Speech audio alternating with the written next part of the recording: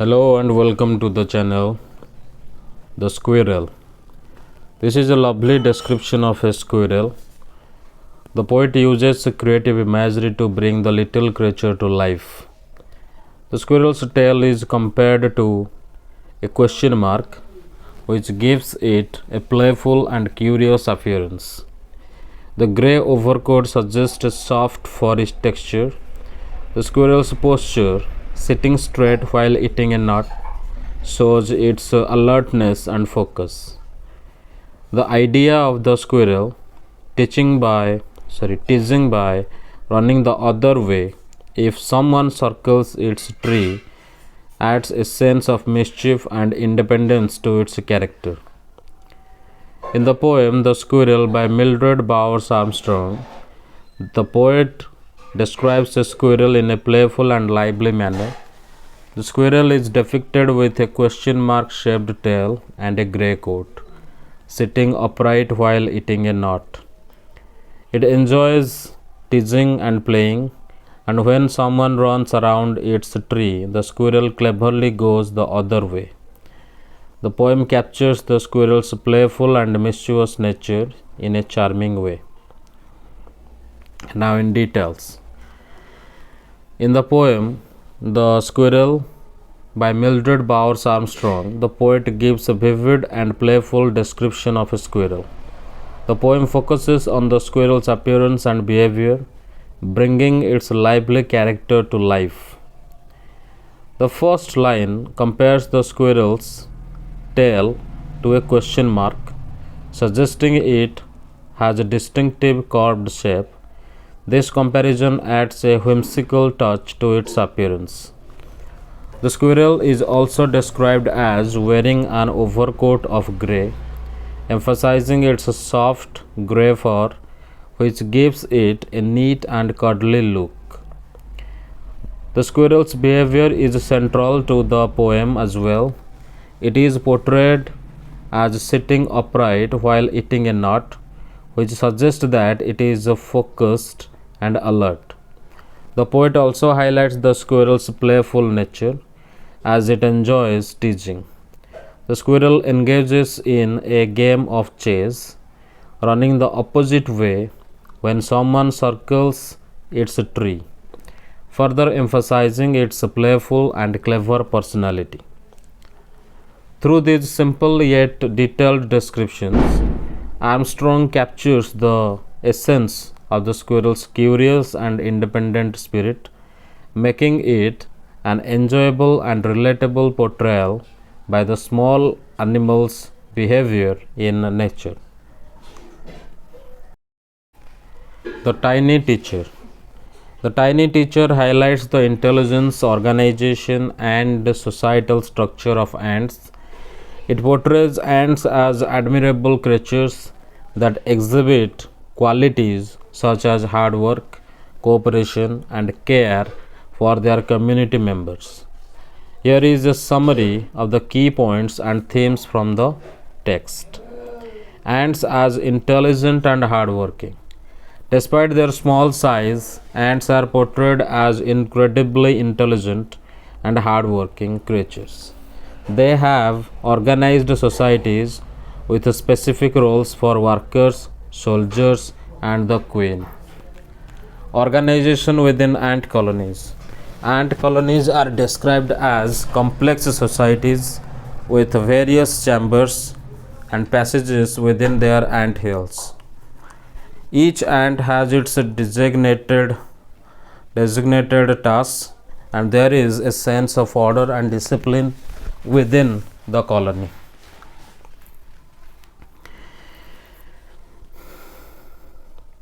Life cycle of ants. The text describes the life cycle of ants from eggs to grubs, cocoons, and finally mature ants.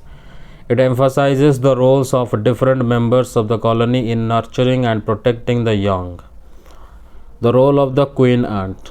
The queen ant is depicted as the mother of the colony, responsible for laying eggs and ensuring the continuation of the population. Her wedding flight and subsequent reproduction are highlighted. coexistence with other creatures. Ant colonies are shown to coexist with other creatures like beetles and greenflies. Each has its purpose within the colony, whether it be providing a pleasant smell, sweet juices, or serving as pets. Lessons from ants. The text suggests that humans can learn valuable lessons from ants, such as the importance of hard work, duty, discipline, cleanliness, and loyalty to their community and environment. Overall, the tiny creature offers a glimpse into the fascinating world of ants and underscores the virtues that humans can emulate from these tiny yet remarkable creatures.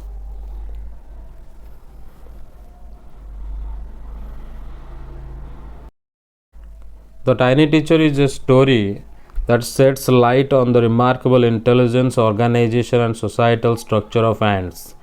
The narrative begins by highlighting the often overlooked significance of ants despite their small size. It emphasizes that the smallest and wisest insect isn't the fly, mosquito, or worm, but rather the ant.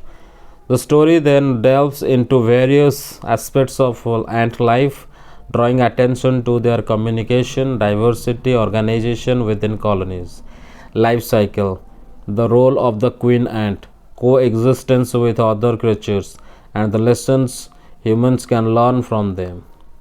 The narrative emphasizes the sophisticated communication system among ants facilitated by their feelers or antennae. Ants use these antennae to pass messages and greet each other as they move about in opposite directions, demonstrating their complex social interactions. Additionally, the story elaborates on the diversity of ants with a focus on common black or red ants.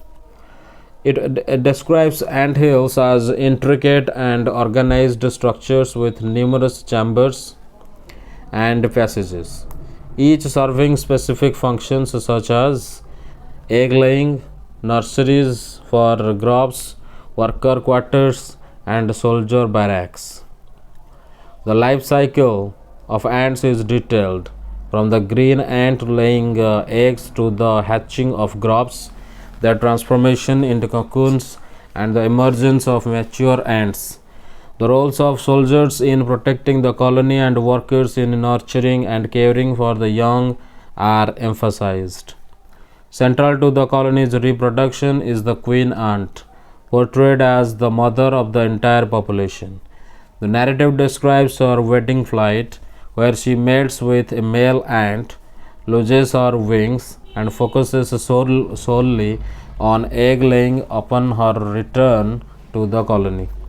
The story also touches upon the coexistence of ants with other creatures such as beetles and greenflies within their colonies. Each creature serves a purpose, whether it be providing pleasant smells, sweet juices, or acting as a cow to the ants by producing honeydew. Finally, the narrative reflects on the lessons that humans can learn from ants, including the virtues of hard work, sense of duty, discipline, cleanliness, and loyalty. It suggests that humans must have much to gain by observing and emulating the admirable qualities exhibited by ants in their daily lives.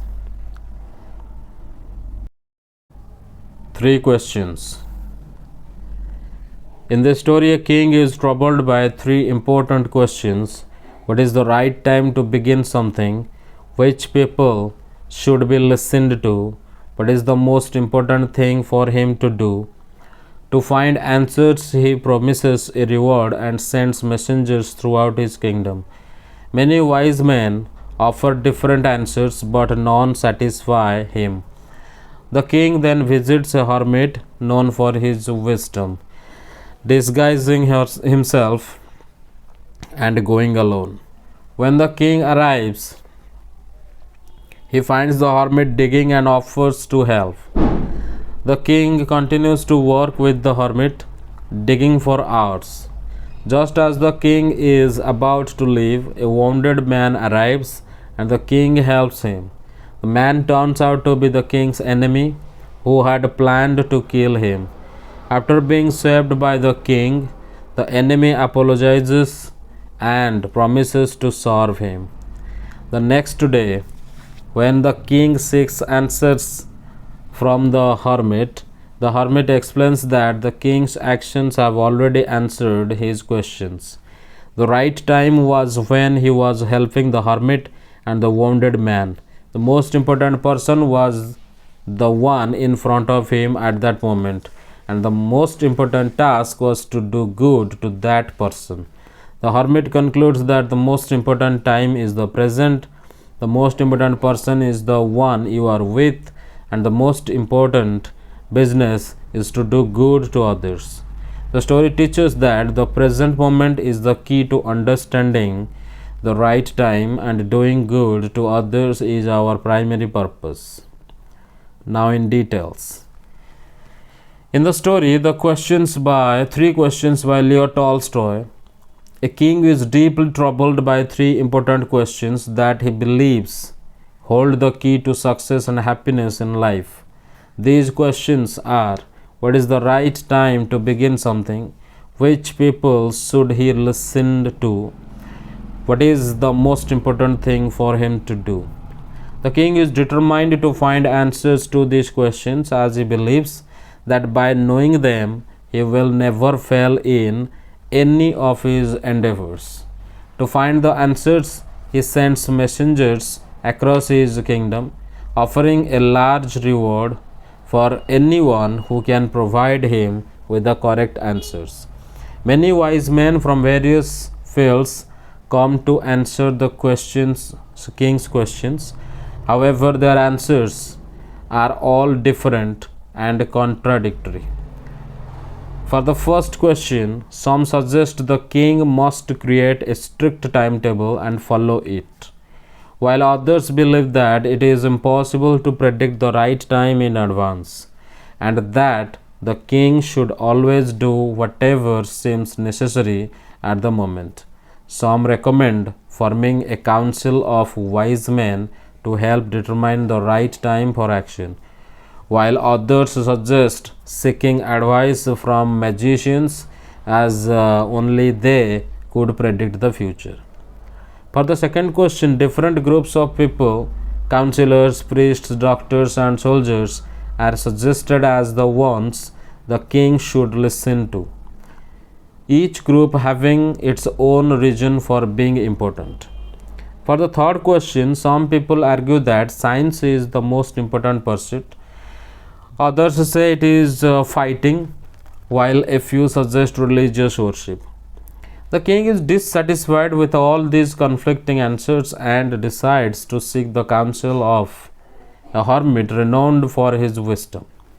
The hermit lives in a forest isolated from the world. The king disguises himself in ordinary clothes and, leaving his bodyguard behind, goes alone to the hermit's hut. Upon arriving at the hermit's hut, the king finds him digging the ground in front of his hut. The hermit is old and frail, working hard to dig. The king asks him for answers to his three questions, but the hermit says nothing and continues digging. The king offers to help the hermit, and the hermit hands him the spade.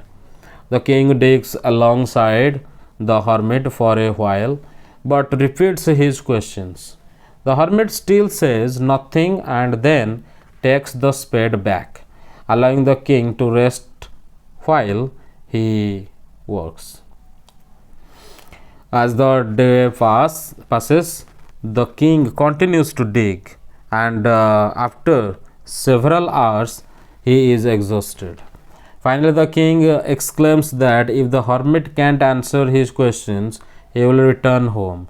Just then, a man with a bleeding wound runs towards them and collapses at the king's feet. The king and the hermit rushed to his aid, tending to his wound and stopping the bleeding. The king offers the man water and, with the hermit's help, carries him inside the hut to rest. That night, the king is so tired from the day's events that he falls asleep. When he wakes up in the morning, the injured man is still lying in the hut. The man, who is now conscious, reveals his identity as the king's sworn enemy. He explains that he had planned to kill the king as revenge for the death of his brother and the seizure of his property. However, upon seeing the king leave for the hermit's hut, the enemy had decided to ambush the king, but he was wounded by the king's bodyguard instead. If not for the king's care in tending to his wounds, the man would have died. The enemy expresses his gratitude and promises to serve the king and reconcile with him, requesting that his property be returned. The king, deeply moved, forgives the man and promises to restore his property.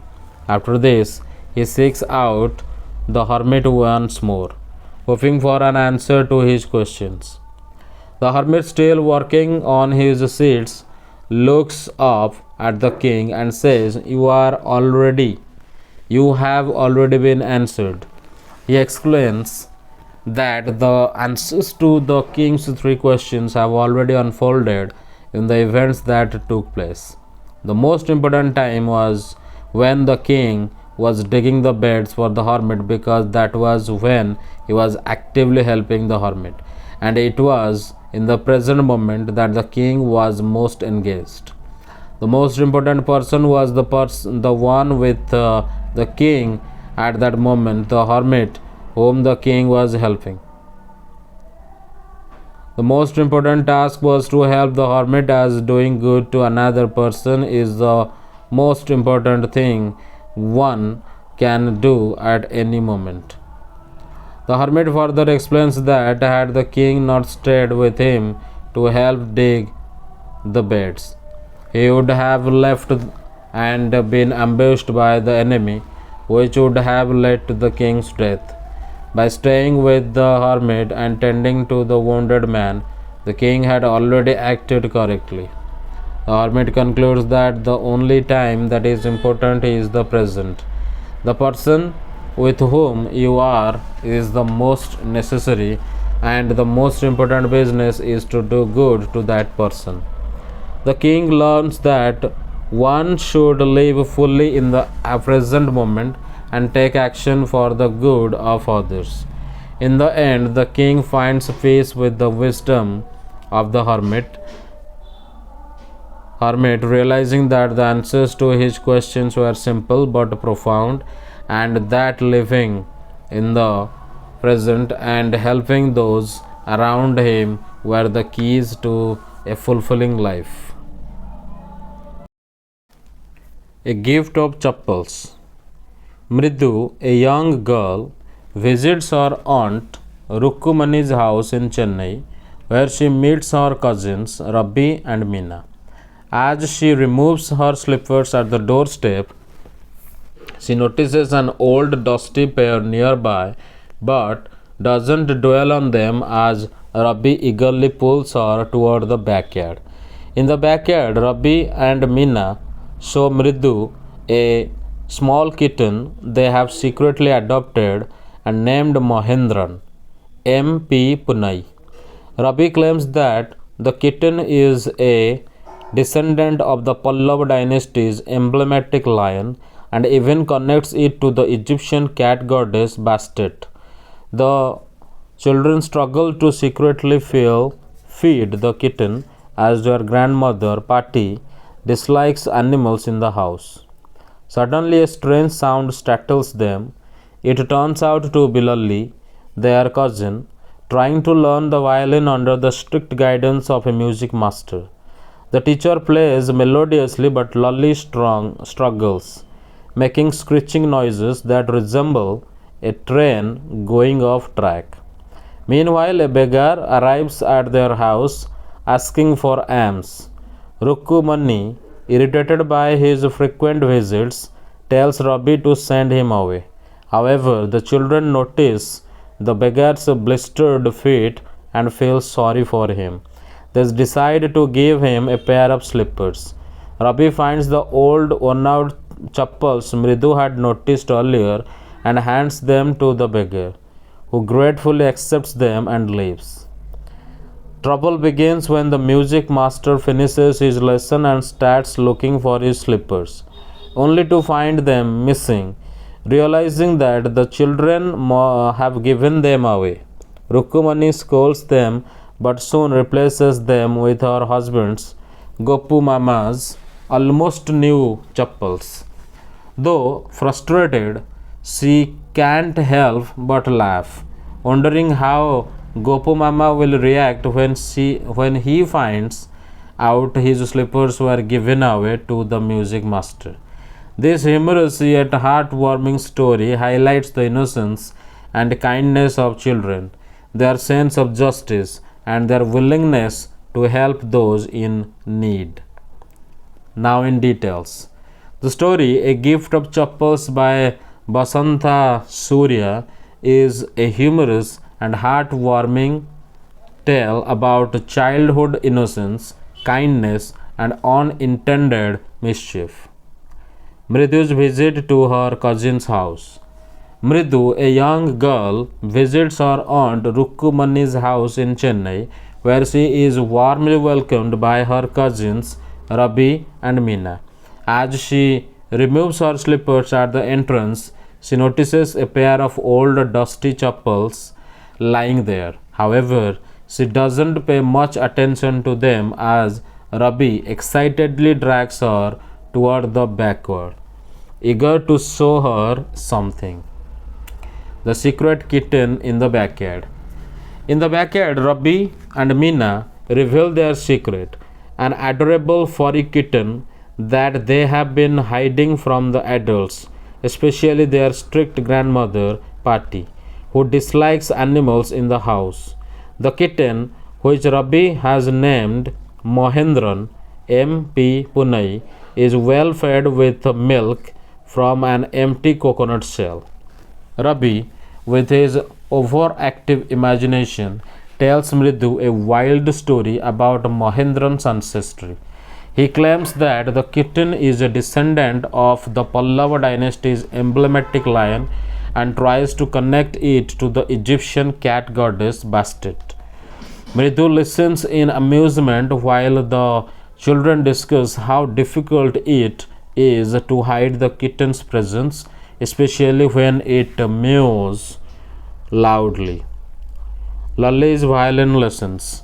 While the children are enjoying themselves, a strange and unpleasant sound interrupts them. They soon realize that it is their cousin Lalli, struggling to learn the violin under the strict guidance of a music teacher.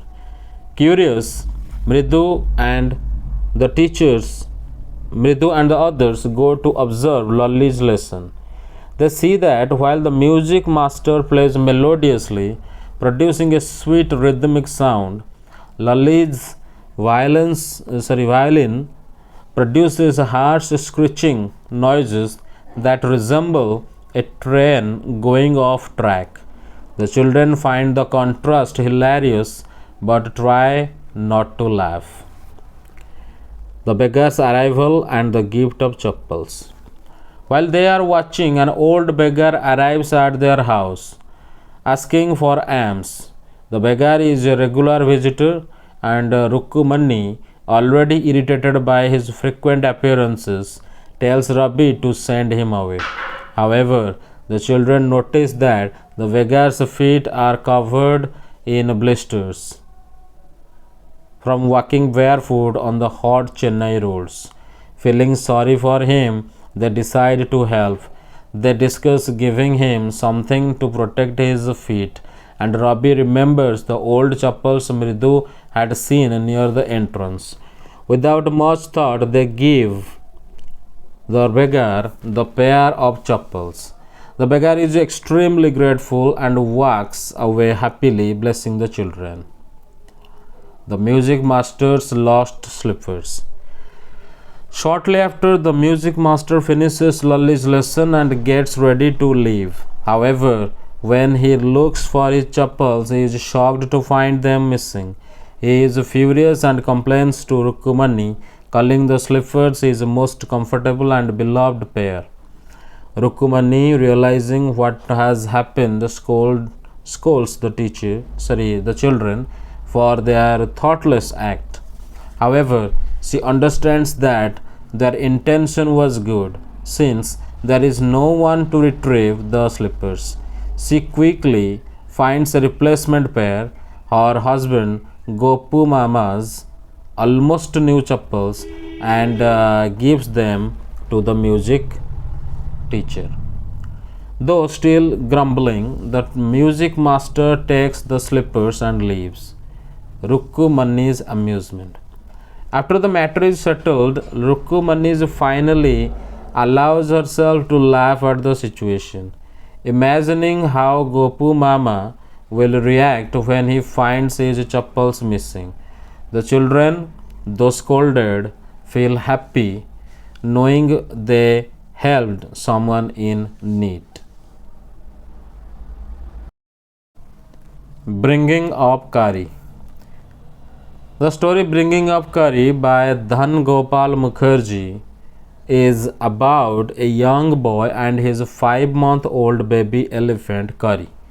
The boy, who is 9 years old, is responsible for taking care of Kari, feeding him and bathing him. Kari lives in a pavilion under a thatched roof and requires a large amount of food daily, mainly twigs and branches. Kari's heroic act. One day, while the boy was gathering twigs in the forest, he heard Kari calling out in distress. When he rushed to the river bank, he saw Kari struggling in the river water. However, Kari was actually trying to save a drowning boy. The narrator, though unable to swim well, dived in and tried to rescue the boy. As the current pulled them down, Kari stretched out his trunk, caught hold of the narrator, and pulled both of them to safety. Kari's love for bananas and a mischievous act. Kari was playful and had to be disciplined like a child. He developed a great love for ripe bananas, and when bananas started disappearing from the dining room, the boy's family suspected the servants. Later, the boy discovered that Kari was sneaking his trunk through the window to steal the fruit. When confronted and scolded, Kari felt ashamed and never stole again. He even started squealing to express gratitude when someone gave him food. Kari's training and the master call.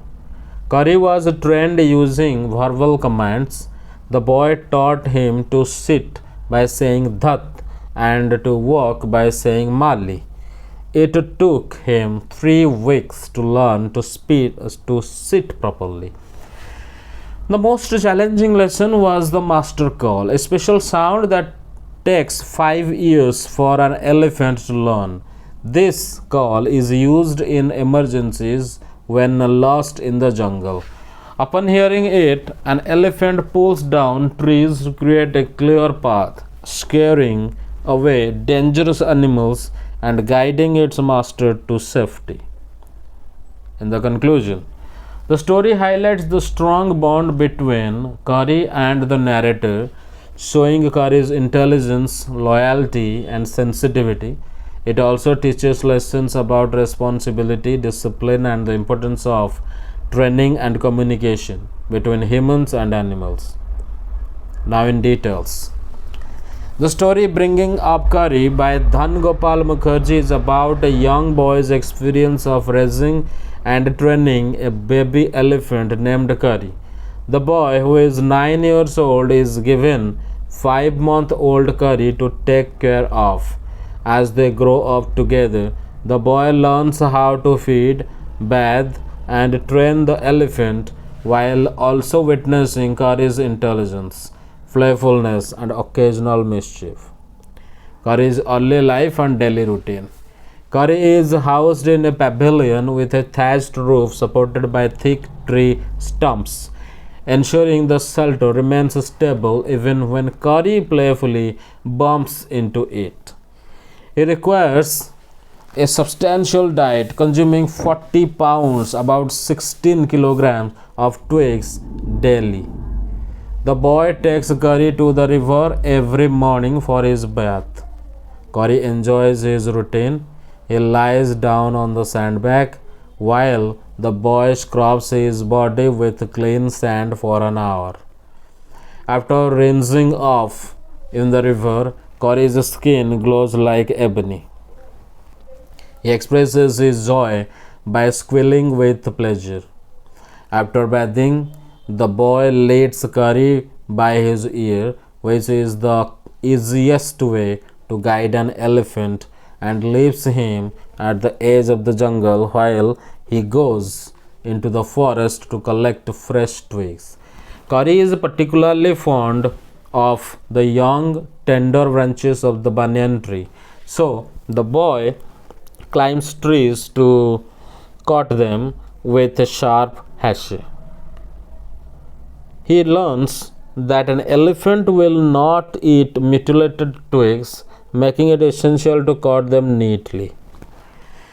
Curry's heroic act, saving a drowning boy. One spring day in March, while collecting twigs, the boy hears Curry calling out in distress. Since Curry is still young, his cry sounds more like a baby's wail than an elephant's trumpet. Worried, the boy rushes back to the river bank but does not find Curry where he left him. On reaching the river, the boy notices a black shape struggling in the water. It turns out to be Curry's trunk above the surface. Initially, the boy thinks Curry is drowning. However, Curry, upon seeing him, trumpets loudly and struggles to move towards the shore. When, to the boy's surprise, Curry suddenly pushes him into the river. Underwater, the boy sees a drowning child lying motionless at the bottom of the river. He dives down, grabs the boy, and surfaces. But he is unable to swim ashore due to the current. Curry, usually slow and heavy, moves swiftly like a hawk. Stepping into the river, he extends in his trunk like a hand, trying to help. The boy struggles to grab Curry's trunk, and the current drags him down again. This time, he kicks off the riverbed to shoot upwards while still holding the drowning boy. As soon as he emerges, he feels something tightening around his neck. Frightened, he briefly thinks it is a water animal attacking him, but soon realizes that it is Curry's trunk pulling them both to safety. Thanks to Curry's quick thinking and bravery, the boy and the child survive. Curry's love for ripe bananas and his mischief. Like a small child, Curry is playful and must be disciplined. One day, someone gives him ripe bananas, and soon he develops a strong love for them. At home, the family keeps large plates of fruit on a table near a window. One day, all the bananas vanish. The family blames the servants for eating them. A few days later, the fruit disappears again, and this time the boy is blamed. He becomes angry because he knows he did not take the bananas. One day, after another disappearance, the boy finds a smashed banana in Curry's pavilion. He is surprised, as Curry usually eats only twigs. while sitting in the dining room debating whether to take fruit without permission. The boy suddenly sees a long black object like a snake enter through the window and steal the bananas. Frightened, he runs out of the house, convinced that a giant snake is eating their fruit. Outside, he sees Curry heading towards his pavilion. Following him, the boy finds bananas scattered around Curry, who is happily eating it. Realizing Curry is the thief, the boy pulls him by the ear and takes him to his parents, proving his innocence. The boy then scolds Curry, warning him that if he steals again, he will be punished. Curry understands, feels ashamed, and never steals again. Instead, he develops a habit of squealing as if to say thank you whenever given fruit. The story emphasizes that elephants accept punishment when they have done something wrong, but will remember and seek revenge if punished unfairly. Curry's training and the master call. Since elephants grow taller than their caretakers, they must be trained properly.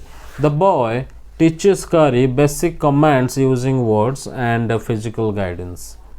Dhat, pulling Curry's ear, teaches him to sit down. Mali, pulling his trunk forward, signals him to walk forward.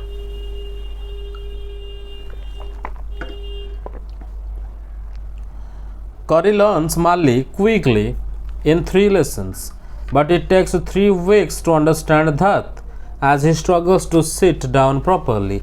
Teaching him to sit is essential because as he grows taller, it will be difficult for the boy to climb onto his back without ladder.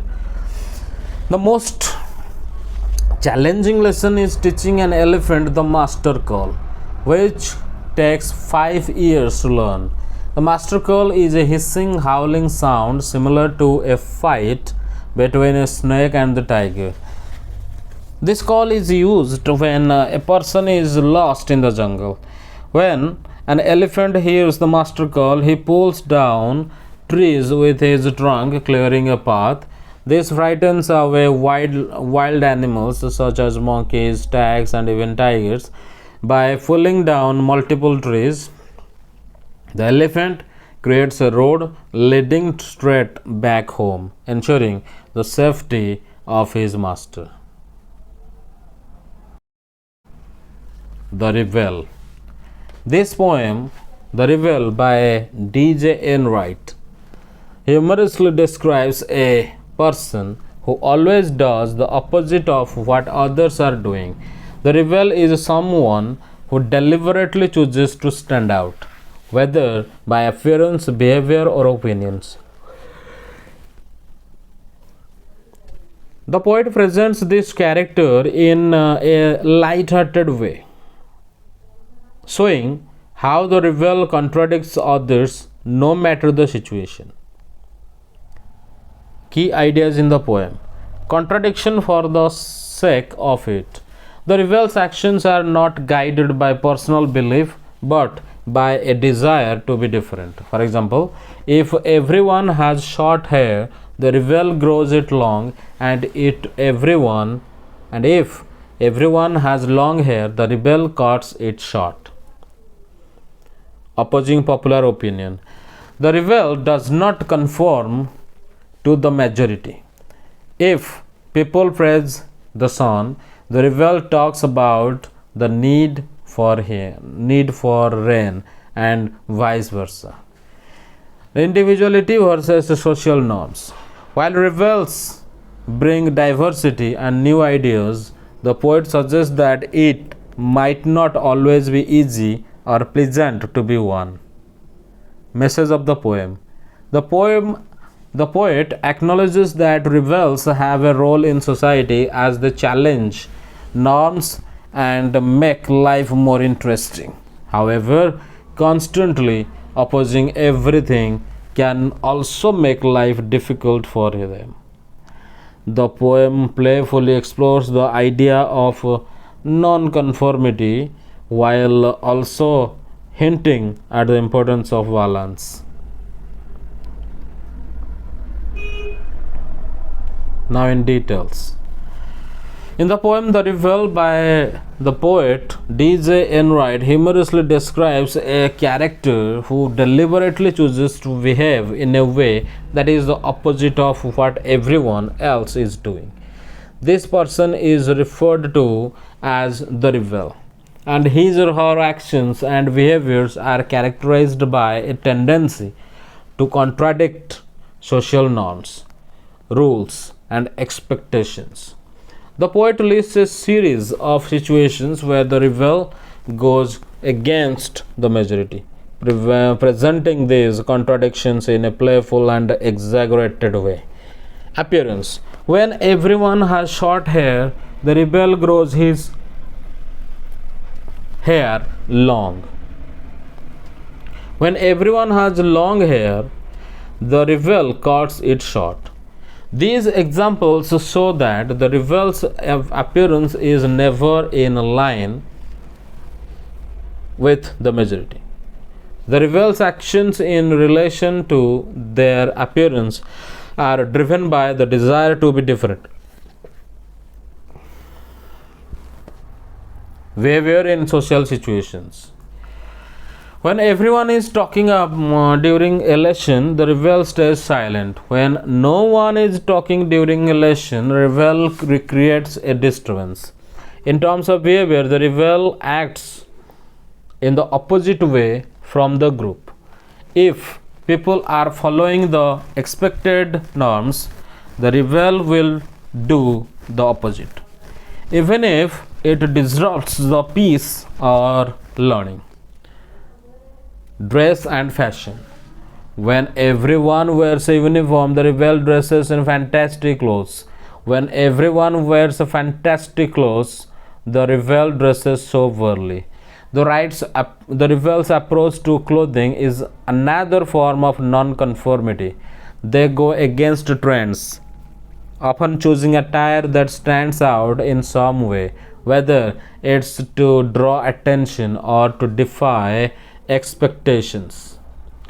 Preference for animals. In the company of dog lovers, the rebel expresses a preference for cats.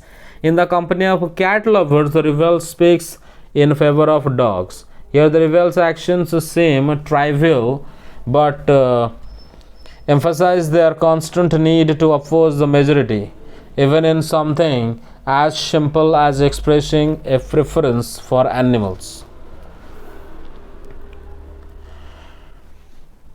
Opinions on weather. When everyone is praising the sun, the rebel comments on the need for rain. When everyone is greeting the rain, the rebel regrets the absence of sun. The rebel is always positioned against the popular opinion, even when it comes to the weather, suggesting that the rebel has a contrarian view on everything. Social engagement. When everyone goes to a meeting, the rebel stays at home and reads a book. When everyone stays at home and reads a book, the rebel goes to the meeting. The rebel's social actions reflect this same pattern of opposition. If people are staying home, the rebel will choose to go out and vice versa. Politeness and requests. When everyone says yes please, the rebel says no thank you. When everyone says no thank you, the rebel says yes please. The rebel contradicts even simple social norms like politeness, always acting in a way that surprises or defies the expectations of others. In the conclusion, in the final lines of the poem, the poet acknowledges the role of rebels in society. While it may not always be pleasant to be a rebel, they are necessary because they challenge the status quo and make life more interesting. The rebel's tendency to oppose and question things can help bring new perspectives, although it may cause discomfort and conflict in social settings. Ultimately, while the poet presents the rebel's behavior in a light and playful way, there is an underlying recognition of the importance of individuality and non-conformity in society. The poem reflects on how rebels serve to shake things off and offer new viewpoints. But it also hints that being a rebel comes with its own set of challenges. The poem's tone is humorous and it draws attention to the absurdity of following norms blindly while showing how one person's opposition can affect the larger groups. Gollu Grows a Nose. The story Gollu Grows a Nose is a playful tale by Rudyard Kipling, part of his Just So stories. It tells the adventures of a baby elephant, Gollu, who is curious about everything around him.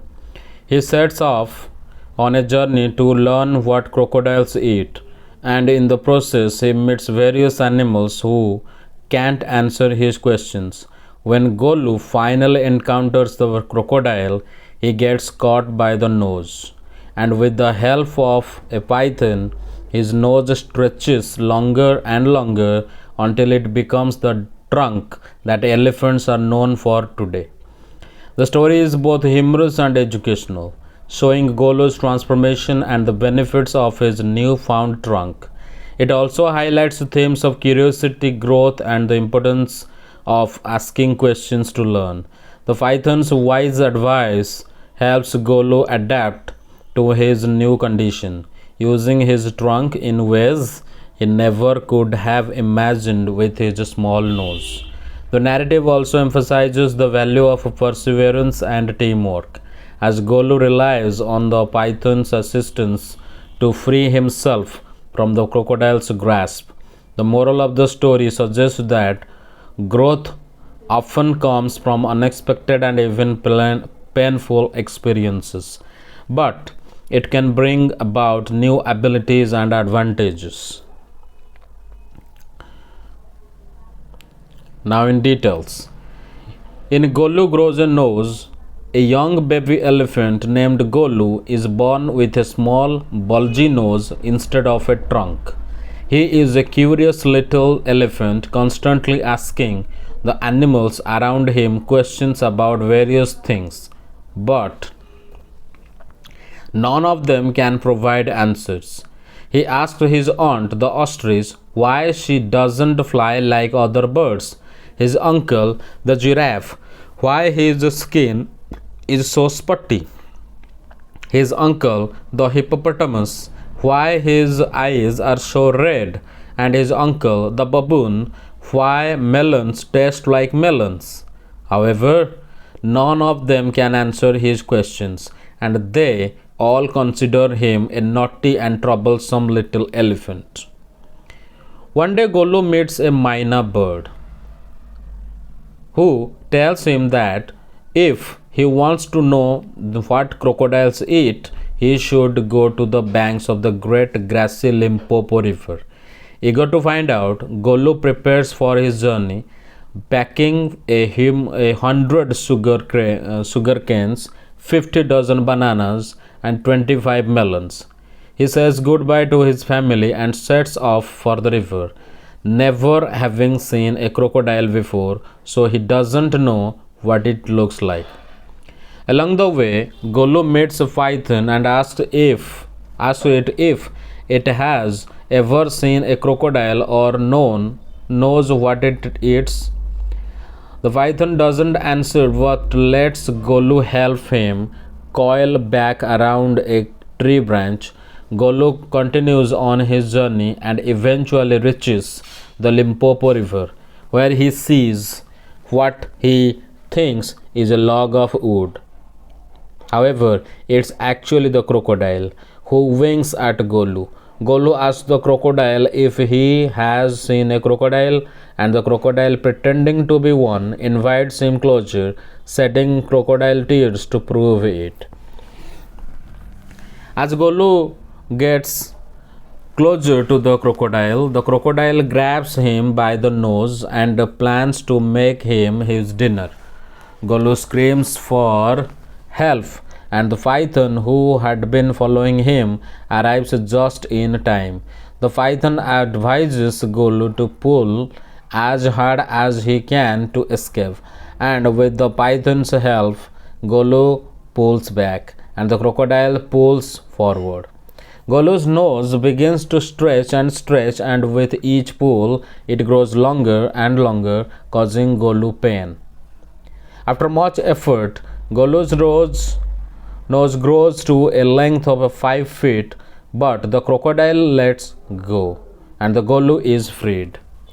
Exhausted, Golu rests by the river bank, wrapping his long nose in a banana leaf and waiting for it to cool and shrink.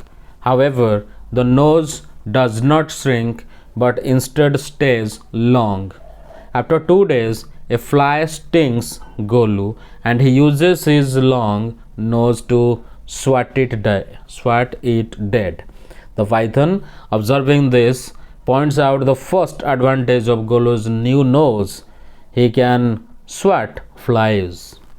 Golu then uses his long nose to pick a bundle of grass, clean it, and eat it.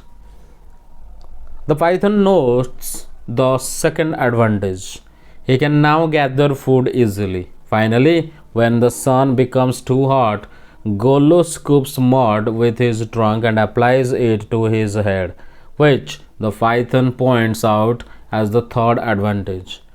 Grateful for the python's help and wisdom, Golu thanks him and heads back home to his family. Now, with a long and useful trunk, the story shows how Golu's curiosity, along with the unexpected stretching of his nose, helps him discover new abilities and learn valuable lessons about growth and adaptation. The tale emphasizes perseverance, teamwork, and the rewards that come from facing challenges and embracing change. Gopal and the Hilsa fish. It looks like you are exploring the story Gopal and Hilsa fish, which is full of humor and cleverness. Gopal, known for his wit, accepts the challenge from the king to stop everyone from talking about Hilsa fish for even 5 minutes. Gopal's unconventional method of dressing up and acting mad is what helps him achieve this seemingly impossible task. The story highlights Gopal's intelligence and ability to think outside the box to solve problems, even when faced with seemingly simple yet difficult challenges. In the story Gopal and the Hilsa fish, the season for Hilsa fish is in the full swing, and everyone, fishermen, fishmongers, householders, and even the courtiers are obsessed with it. The king, frustrated by the constant talk of Hilsa fish, challenges Gopal to stop anyone from talking about it for 5 minutes.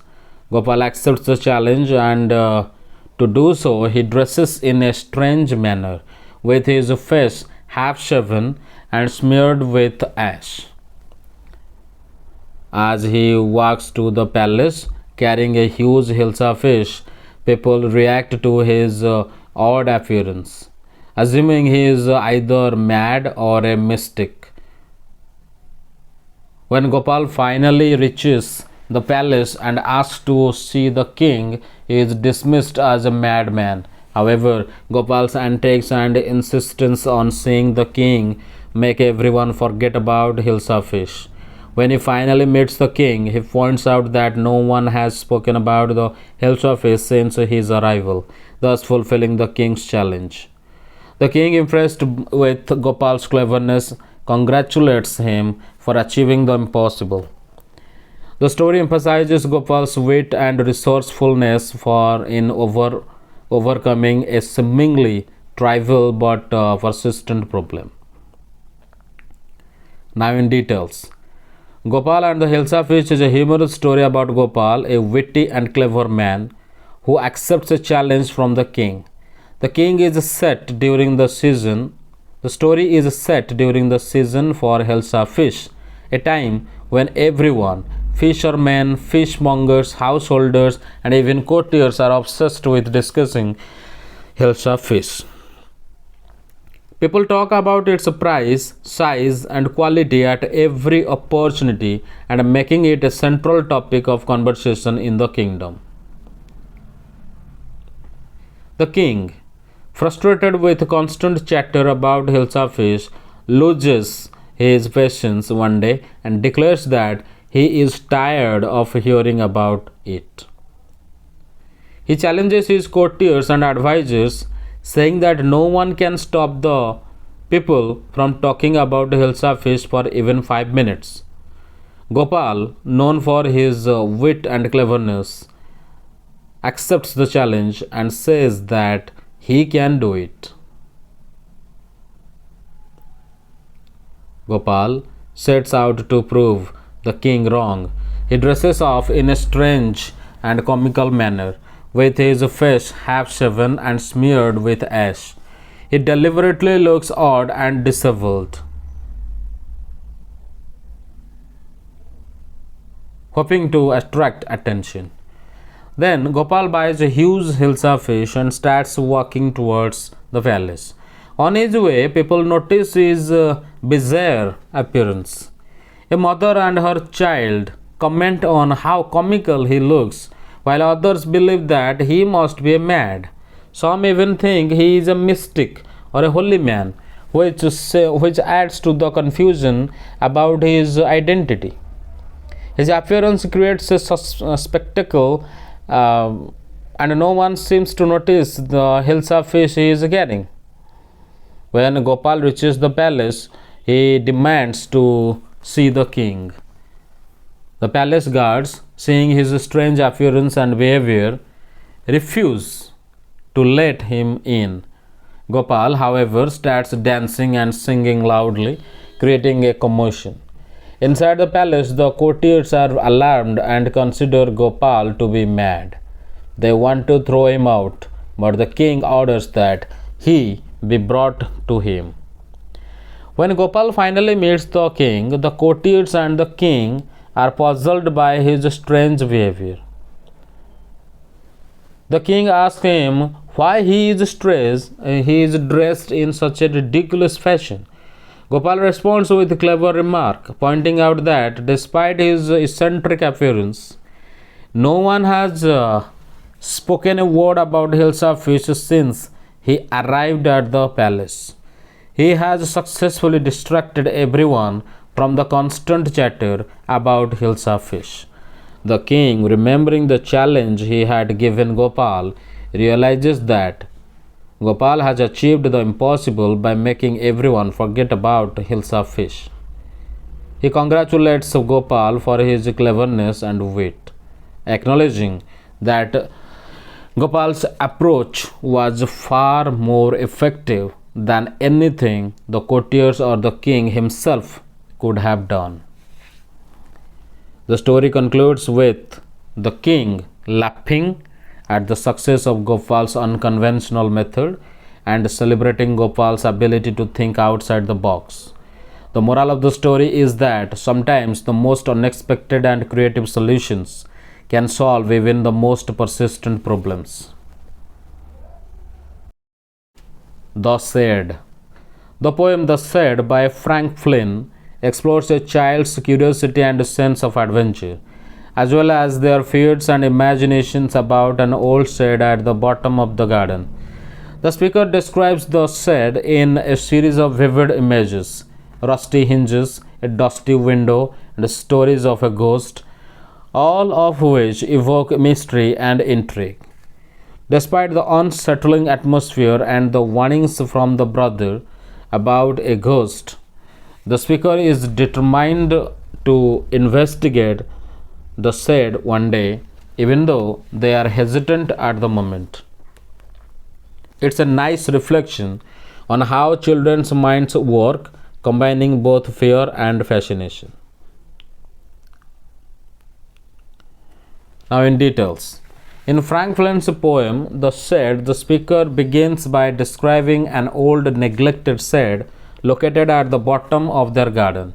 The shed is not just a physical space but a source of mystery and curiosity. The speaker draws attention to various features of the shed, starting with the spider's web hanging across the door, setting the tone of neglected and eerie silence. The hinges of the shed door are rusty and creak in the wind, adding to the overall sense of decay and mystery.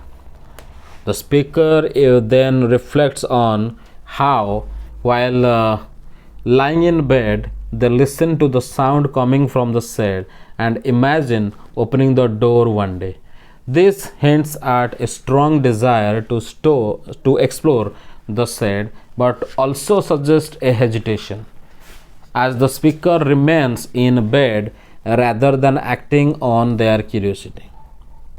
The poem shifts focus to the shed's window, which is located on the side of the building. The window is described as dusty with three cracked panes of glass. The speaker often feels like there is someone watching them whenever they pass the shed, and this feeling intensifies their unease. Despite this, the speaker fantasizes about peeping through the window one day. The speaker's brother plays a significant role in the narrative. He tells the speaker that there is a ghost in the shed, hiding under the rotten floorboards, and warns that if the speaker dares to enter, the ghost will leap out and chop off their head. This story adds a layer of fear and intensifies the mystery surrounding the shed. Despite the brother's frightening tale, the speaker is not completely convinced. The speaker acknowledges that there isn't really a ghost and that the brother's claims are false. The brother likely fabricates these stories to keep the shed as his own secret hideout. The speaker even notes that the spider's web, which was once present, has been gone for some time, further emphasizing the shed's neglect. As the poem progresses, the speaker becomes more determined to explore the shed, revealing that they will go into it one day soon, but not just yet. This suggests a lingering fear or hesitation, despite their curiosity and growing resolve. The poem captures the themes of childhood curiosity, imagination, fear, and the desire to explore the unknown. The shed becomes a symbol of mystery and a challenge for the speaker, reflecting their inner conflict between fear and adventure. The ending of the poem leaves the door open for future exploration, symbolizing the speaker's eventual courage to face their fears. Chandni by Zakir Hussain. Chandni is a story about an old man named Abu Khan who lives in Almora and keeps goats as pets. Despite his love for them, his goats often run away into the hills, where they are killed by a dangerous wolf. Abu Khan is deeply saddened by this and vows never to keep goats again. However, his loneliness drives him to buy a young goat named Chandni, who is pretty and affectionate. As time passes, Chandni becomes unhappy in the confined space of Abu Khan's compound. She yearns for the freedom of the hills, and despite Abu Khan's warnings about the wolf, decides to go. He tries to keep her in a small hut, but She escapes through a window and runs to the hill. In the hills, Chandni experiences the joy of freedom but soon encounters the wolf. Despite her small size compared to the ferocious wolf, she bravely stands her ground and fights the wolf. The fight lasts through the night, and although Chandni is severely injured, a wise bird declares that she is the true winner, symbolizing her courage and determination. The story highlights themes of freedom, courage, and their inevitability of fate as Chandni loses freedom even at the cost of her life. Now, in details. Chandni is a poignant story about an old man, Abbu Khan, who lives in Almora and has a deep affection for his goats. He keeps goats as pets and cares for them with great love. He gives them quirky names like Kalua, Mungia, and Guzri and treats them as if they were his children. Abu Khan takes his goats out to graze during the day and returns them to his small hut at night, tying them with a string. However, the goats, being from a hill breed, are wild at heart and long for freedom. Despite the comforts of food and care that Abu Khan provides, his goats often break free from their ties and run away. Tragically, they often fall prey to the dangerous wolf that lives in the hills. Each time one of his goats disappears, Abu Khan is deeply saddened and wonders why the goats, despite all the love and care, choose to run into danger. He is baffled by their desire for freedom, which he perceives as a form of madness. After losing several goats, Abu Khan decides that he will no longer keep any more goats, resolving that he will live the rest of his life without them. But the loneliness of his life soon becomes unbearable. He misses his pets and the companionship they offered. Driven by his solitude, Abu Khan buys a young goat, hoping that she will stay with him longer and not be tempted to run away. He names her Chandni, meaning moonlight, because she is beautiful with white fur and gleaming red eyes. Chandni is friendly and listens to Abu Khan's stories with affection, and Abu Khan grows very fond of her. He believes that she will stay with him forever, unlike his previous goats. However, as time passes, Chandni begins to yearn for the freedom of the hills. She watches the hills from Abu Khan's compound and longs to run across the green fields, breathing in the fresh air. The rope tied around her neck restricts her, and she grows thin and moody, losing interest in the food and care Abu Khan provides. Chandni eventually expresses her desire to Abu Khan. She tells him that if she remains in the compound, she will die. She longs to go to the hill. Despite the dangers that lie there, especially the wolf, Abu Khan is heartbroken but tries to persuade her to stay. He offers her tastier food and longer rope, but Chandni refuses. She insists on going to the hills, even though Abu Khan warns her about the dangerous wolf that lurks there.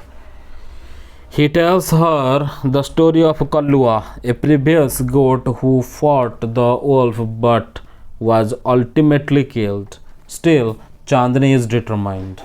Frustrated and worried, Abu Khan locks Chandni in a small hut, hoping to protect her from the wolf. But in his haste, he forgets to close the small window at the back of the hut. That night, Chandni escapes through the hut to the window and runs to the hills, eager for freedom. In the hills, Chandni is overjoyed to be free. She feels a sense of belonging as the grass, flowers, and the wind welcome her. She plays on the grassy slopes and encounters a herd of wild goats who invite her to join them. But Chandni prefers to enjoy her freedom alone. However, as night falls, a sense of danger fills the air. The wind stops and a strange sound emerges from the bushes. Chandni realizes that the wolf is nearby. Though scared, she refuses to return to the safety of Abu Khan's hut, choosing death in the open field over a confined life. The wolf soon emerges from the bushes, staring at Chandni with hunger in his eyes. Despite being smaller than the wolf, Chandni bravely stands her ground, prepared to fight. The two engage in a fierce battle through the night, with the moon and stars witnessing the struggle. The fight ends with the first rays of the morning sun. Chandni lies on the ground, soaked in blood, while the wolf is ready to devour her. An assembly of birds watching the fight debates the outcome. Most of the birds declare that the wolf is the winner, but a wise old bird confidently declares that Chandni is the true winner because of her courage and determination. The story ends with Chandni's death, symbolizing the triumph of freedom and bravery, even in the face of inevitable death. It is a tale of how the desire for freedom, no matter the cost, can lead one to greatness, and even if it results in tragic consequences. The ashes that made trees bloom. This is a Japanese folk tale about an honest and kind old couple and their pet dog, Muko. They loved Muko like a child, and the dog, in return, was devoted to them. One day, Muko led the old man to a spot where he discovered buried gold. The kind couple became wealthy and shared their fortune with others. A greedy neighbor, jealous of their luck, tried to use Muko to find treasure for himself. However, instead of gold, he unearthed a foul smelling dead kitten. In his anger, he killed Muko and buried him under a pine tree. The kind old man mourned Muko deeply. One night, Muko's spirit appeared in his dream and instructed him to make a mortar and a mill from the pine tree's wood. When they used these objects, rice and beans turned into gold. Again, the greedy neighbor borrowed the tools, but for him, they produced only worms. Furious, he destroyed them. Muko's spirit appeared again, instructing the kind old man to sprinkle the ashes of the burnt meal on withered trees to make them bloom. When he did this, cherry trees blossomed magically. The local lord, the daimyo, was so impressed that he rewarded the old man generously. The greedy neighbor attempted the same trick, but when he threw ashes over a tree in front of the daimyo, they blew into the Lord's face, causing sneezing and chaos. He was beaten and left for dead. Meanwhile, the kind old couple lived happily and prospered. This tale highlights the rewards of kindness and honesty and the downfall of greed and cruelty. Now, in details. In an old village in Japan, there lived a kind and hard-working old couple. They had no children, so they loved their pet dog, Muko, like their own child. They treated him with great care, feeding him delicious food and making a soft cushion for him to sit on.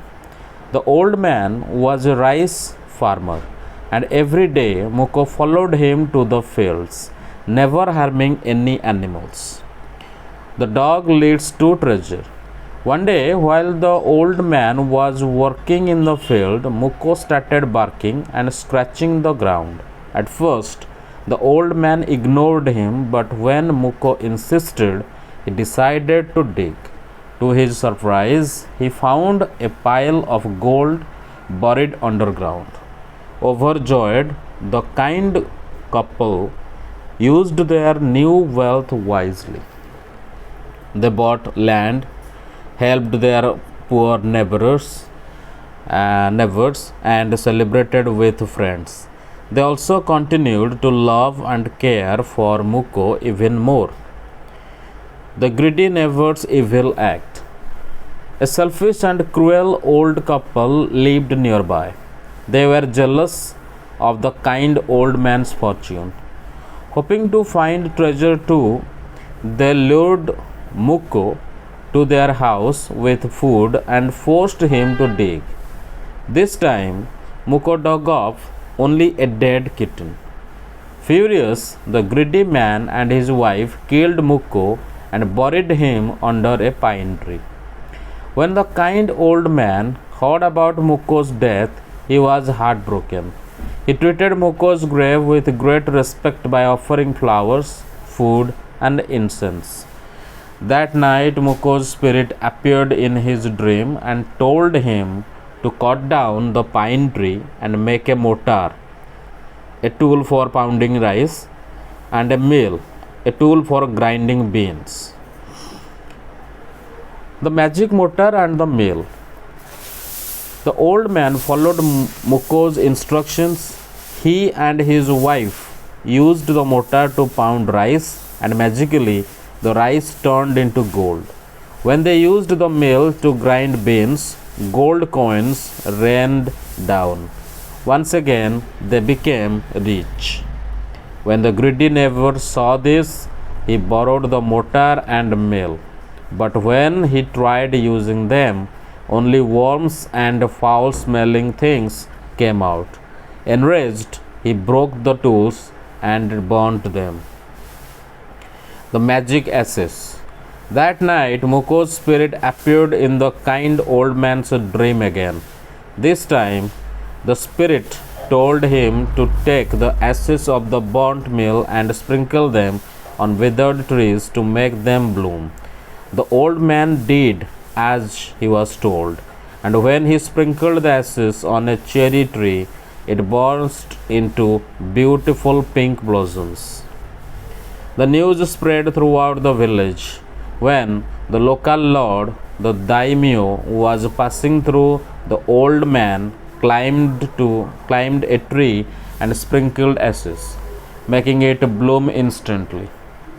The daimyo was amazed and rewarded him with gifts, silk robes, and an invitation to his castle.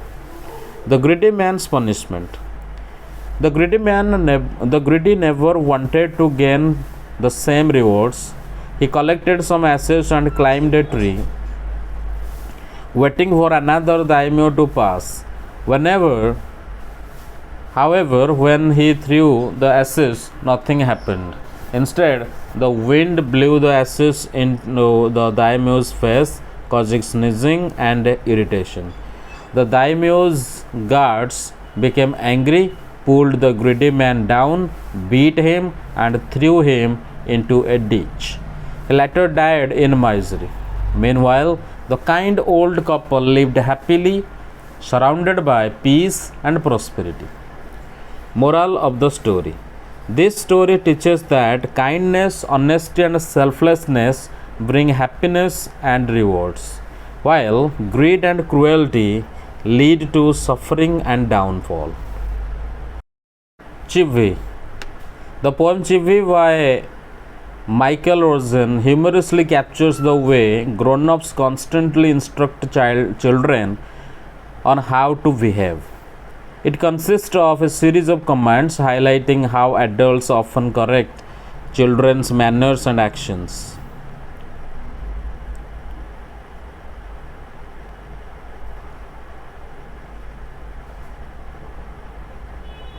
The poem Chivvi by Michael Rosen humorously portrays how grown ups constantly instruct children on their behavior. It consists of a series of commands such as speak up, don't stare, say please, and stand up straight, showing how adults repeatedly tell children what to do and what not to do. The poem highlights the contradiction in adult behavior while they keep giving orders. They also expect children to think independently, as seen in the final line. Can't you make your own mind up about anything? This irony emphasizes the struggle between authority and a child's growing independence. Through its simple structure and conversational tone, the poem captures a common childhood experience, making it both relatable and humorous. Now, in details. The poem Chivvi by Michael Rosen describes how grown ups constantly tell children what to do and what not to do. The word Chivvi means to keep nagging or giving instructions in an annoying way. The poem is made up of a list of commands that adults often say to children in their daily lives. At the beginning, the speaker mentions common instructions like speak up, means asking children to talk louder. Don't talk with your mouth full, telling them not to speak while eating. Don't stare and don't point, reminding them about good manners. The poem continues with more rules. Sit up and stand up straight, telling children to sit and stand properly. Say please and say thank you, teaching them polite behavior. Less noise and shut the door behind you, asking them to be quiet and responsible. There are also personal hygiene and discipline related instructions like don't pick your nose, a common habit grown ups ask children to stop. Take your hands out of your pockets, reminding them to be more attentive. Pull your socks off, asking them to look neat. As the list goes on, it becomes clear that grown ups expect children to follow many rules all the time. However, at the end of the poem, the speaker points out an irony after constantly giving instructions. Adults also expect children to think for themselves. This is shown in the last line. Can't you make your own mind up about anything? This means that after so many rules, children might feel confused because they are never really given a chance to make their own decisions. Main ideas of the poem: constant instructions. Adults often tell children what to do and what not to do. Lack of freedom. Too many rules can make children feel controlled. Irony. Adults expect children to be independent but don't give them enough freedom to decide for themselves. The poem is written in a simple, humorous way, making it relatable for anyone who has experienced being constantly told what to do by grown ups. Quality by John Galsworthy. The narrator of the story knew Mr.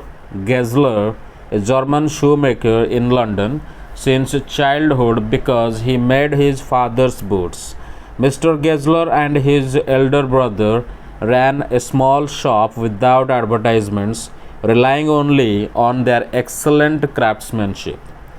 They made only custom ordered boots, which were of very high quality and lasted for a long time.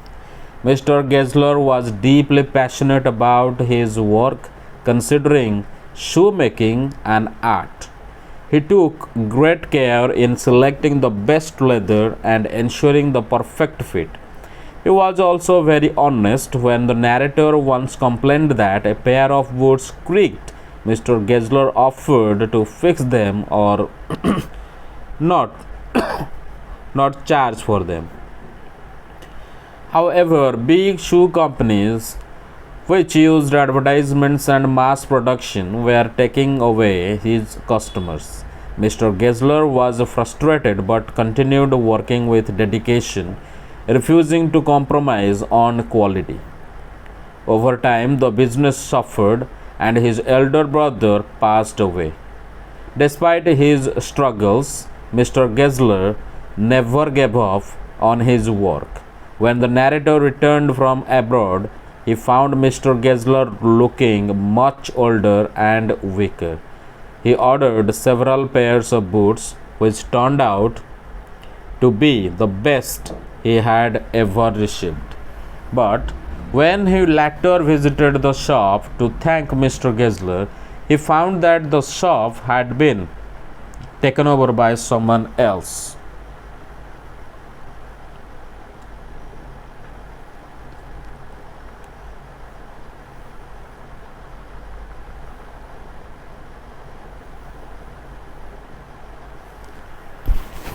The new owner informed him that Mr. Gessler had died of starvation. He had been so devoted to his craft that he neglected himself, spending all his money on rent and leather, never advertising, and working alone till the very end. The story highlights themes of dedication, the struggle of small businesses against big companies, and the tragic end of a true artist who cared more about quality than profit. Now, in details. The story Quality is about Mr. Gessler, a German shoemaker living in London, and the narrator's experiences with him. The narrator knew Mr. Gessler since he was a child because Mr. Gessler made his father's boots. The shoemaker's shop was small, located in a quite fashionable area of London. The shop was simple, with no sign except for the name Gessler Brothers and a few pairs of boots in the window. Mr. Gessler and his elder brother worked together in the shop. They made boots only by order, and they were known for making boots of exceptional quality. The narrator admired Mr. Gessler's work, finding it almost magical how he could make boots that fit perfectly and lasted for a long time. The boots he made were not just shoes, they felt special, like they had an essence of their own. The narrator remembers going to Mr. Gessler's shop and asking him to make boots, including a pair made from Russian leather. Mr. Gessler would always smile and show great pride in his work. He would take the time to examine the leather carefully and would always ask when the boots should be ready.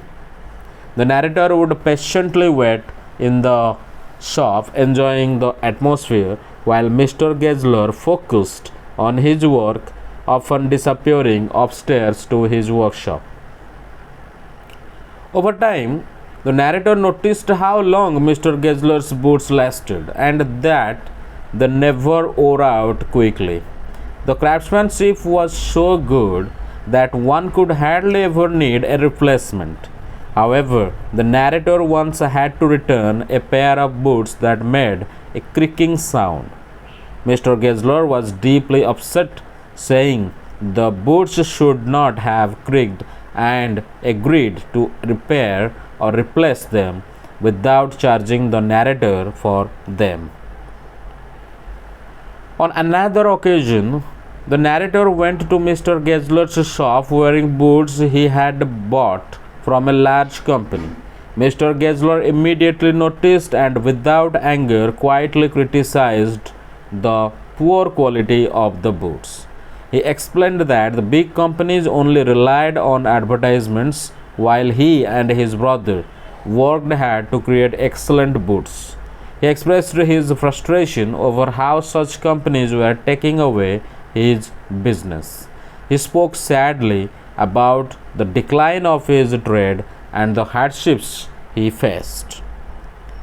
At that, as time passed, the narrator visited Mr. Gessler less often, but when he returned after some years, he found that Mr. Gessler's brother had passed away. Mr. Gessler was now old and frail, but he continued to work with the same passion and dedication. The narrator ordered several pairs of boots, which turned out to be even better than before. However, the next time he visited the shop, he found that it had been taken over by a new owner. The new owner told the narrator that Mr. Gessler had died from starvation. Mr. Gessler had spent so much of his money on rent and leather for his boots that he had no money left to feed himself. He had refused to let anyone else work in his shop and had never advertised his business. His dedication to his craft had led to the slow decline of his business. The new owner explained that people no longer wanted to wait for boots to be made with such care. They wanted mass produced shoes from larger companies, and this caused Mr. Gessler's shop to close. The narrator was deeply shocked and saddened by Mr. Gessler's death. He had been a true artist, but his dedication to quality and his refusal to compromise had led to his downfall. The story reflects the tragedy of a man who sacrificed everything for his art.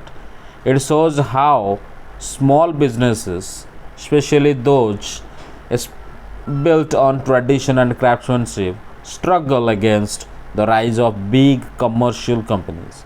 Mr. Gessler's death is a symbol of the fate of true artists in a world where quality often gives way to mass production and advertising.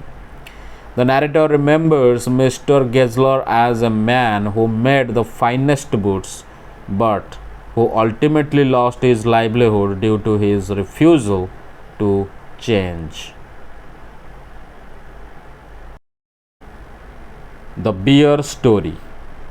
The Bear Story by Axel Munthe is a heartwarming tale about a friendly bear who lives with a kind lady in a manor house on the edge of a forest.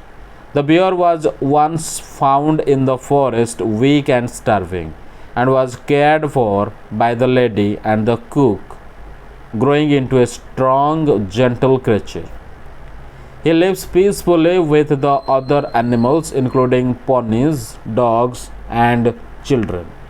The bear has a love for vegetables, fruits, and honey, but is also mischievous, particularly when it comes to apples and beehives.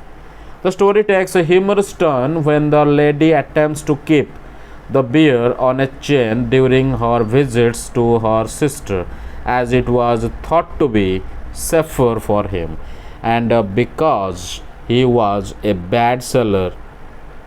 However, the bear, displaying loyalty and affection, follows her on one of her trips despite being chained. The lady scolds him, even breaking her parasol in the process, but the bear proves to be innocent, having spent the entire day sitting patiently, waiting for her return. The story highlights the bear's gentleness, intelligence, and the bond of trust between him and his caretakers, particularly in the light of his disobedience being misunderstood. The affection for the bear, especially from the cook, makes the ending of the story both amusing and touching.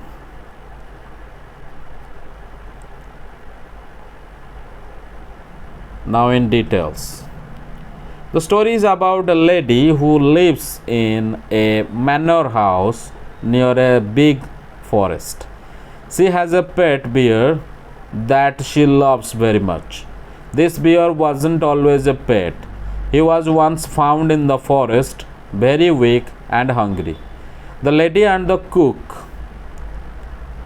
took care of him and fed him until he grew into a strong bear. The bear was very friendly and gentle, and he never harmed anyone. The bear loved eating vegetables, apples, and honey. He never ate meat and often shared food with the dogs. He was especially fond of apples. In the autumn, he would look at the apples in the orchard, sometimes even climbing the tree to get them. But he knew it was against the law to steal apples, so he only looked for the ones that fell from the tree. The bear also loved honey, but one time he got into trouble for stealing from the beehive.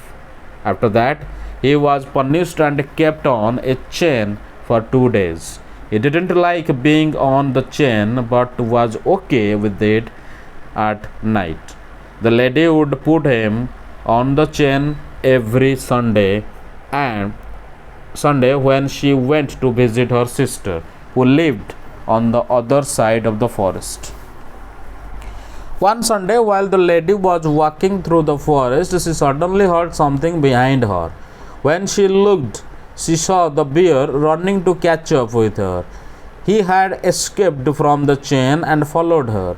The lady got very angry because the bear had disobeyed her, and she didn't want him to come with her. She tried to make him go back by hitting him with her umbrella. But the bear didn't listen. Instead, he turned around and started walking back, looking at her sadly. When the lady returned home in the evening, the bear was sitting quietly outside his kennel, looking very sorry. The lady was still angry and scolded him.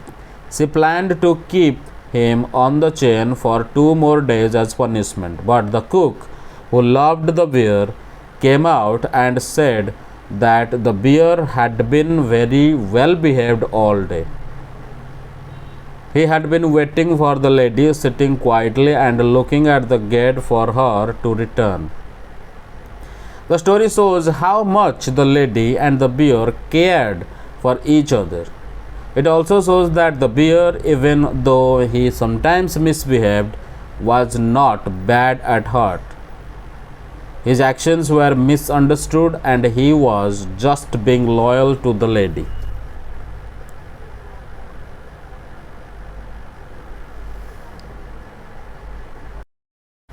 Trees. This poem by Shelley Boyer celebrates the many roles that trees play in our lives. Trees are portrayed as providing us with practical benefits like shade in the summer and shelter for birds, but also as sources of fun and joy, swinging on swings, playing hide and seek, having tea parties, and even growing fruits like apples and pears. The poem also touches on how trees can be part of family activities like making art and raking leaves in the fall.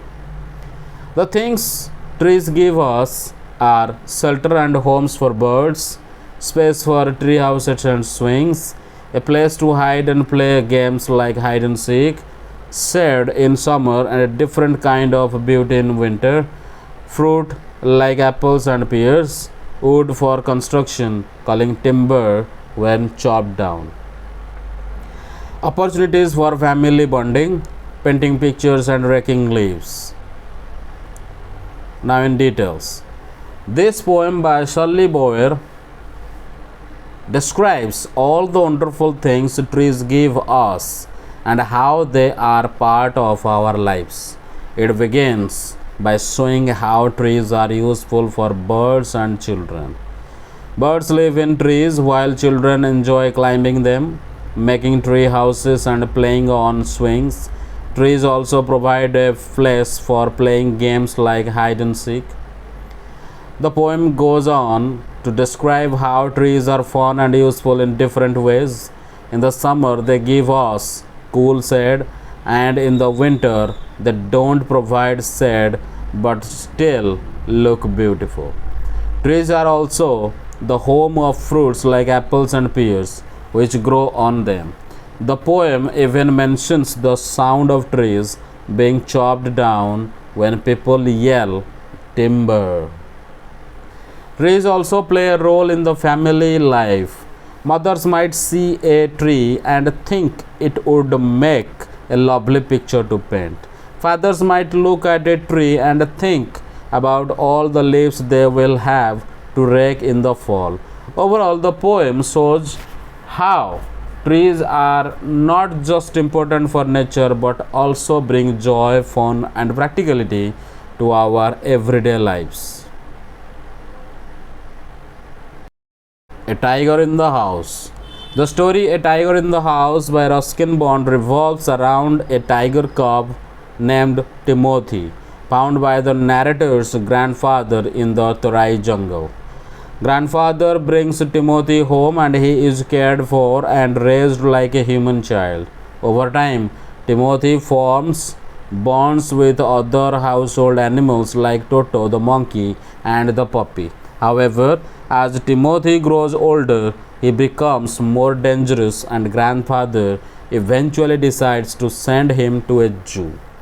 In a twist, at the end of the story, when grandfather revisits Timothy at the zoo, he learns that the tiger he was interacting with wasn't Timothy at all.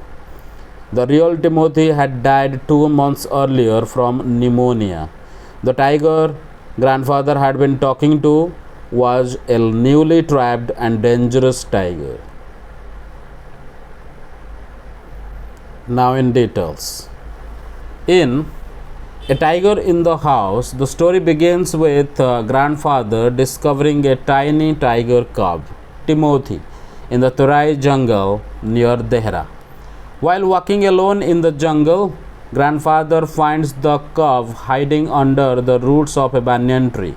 He picks it up and brings it home, where it is named Timothy by grandmother.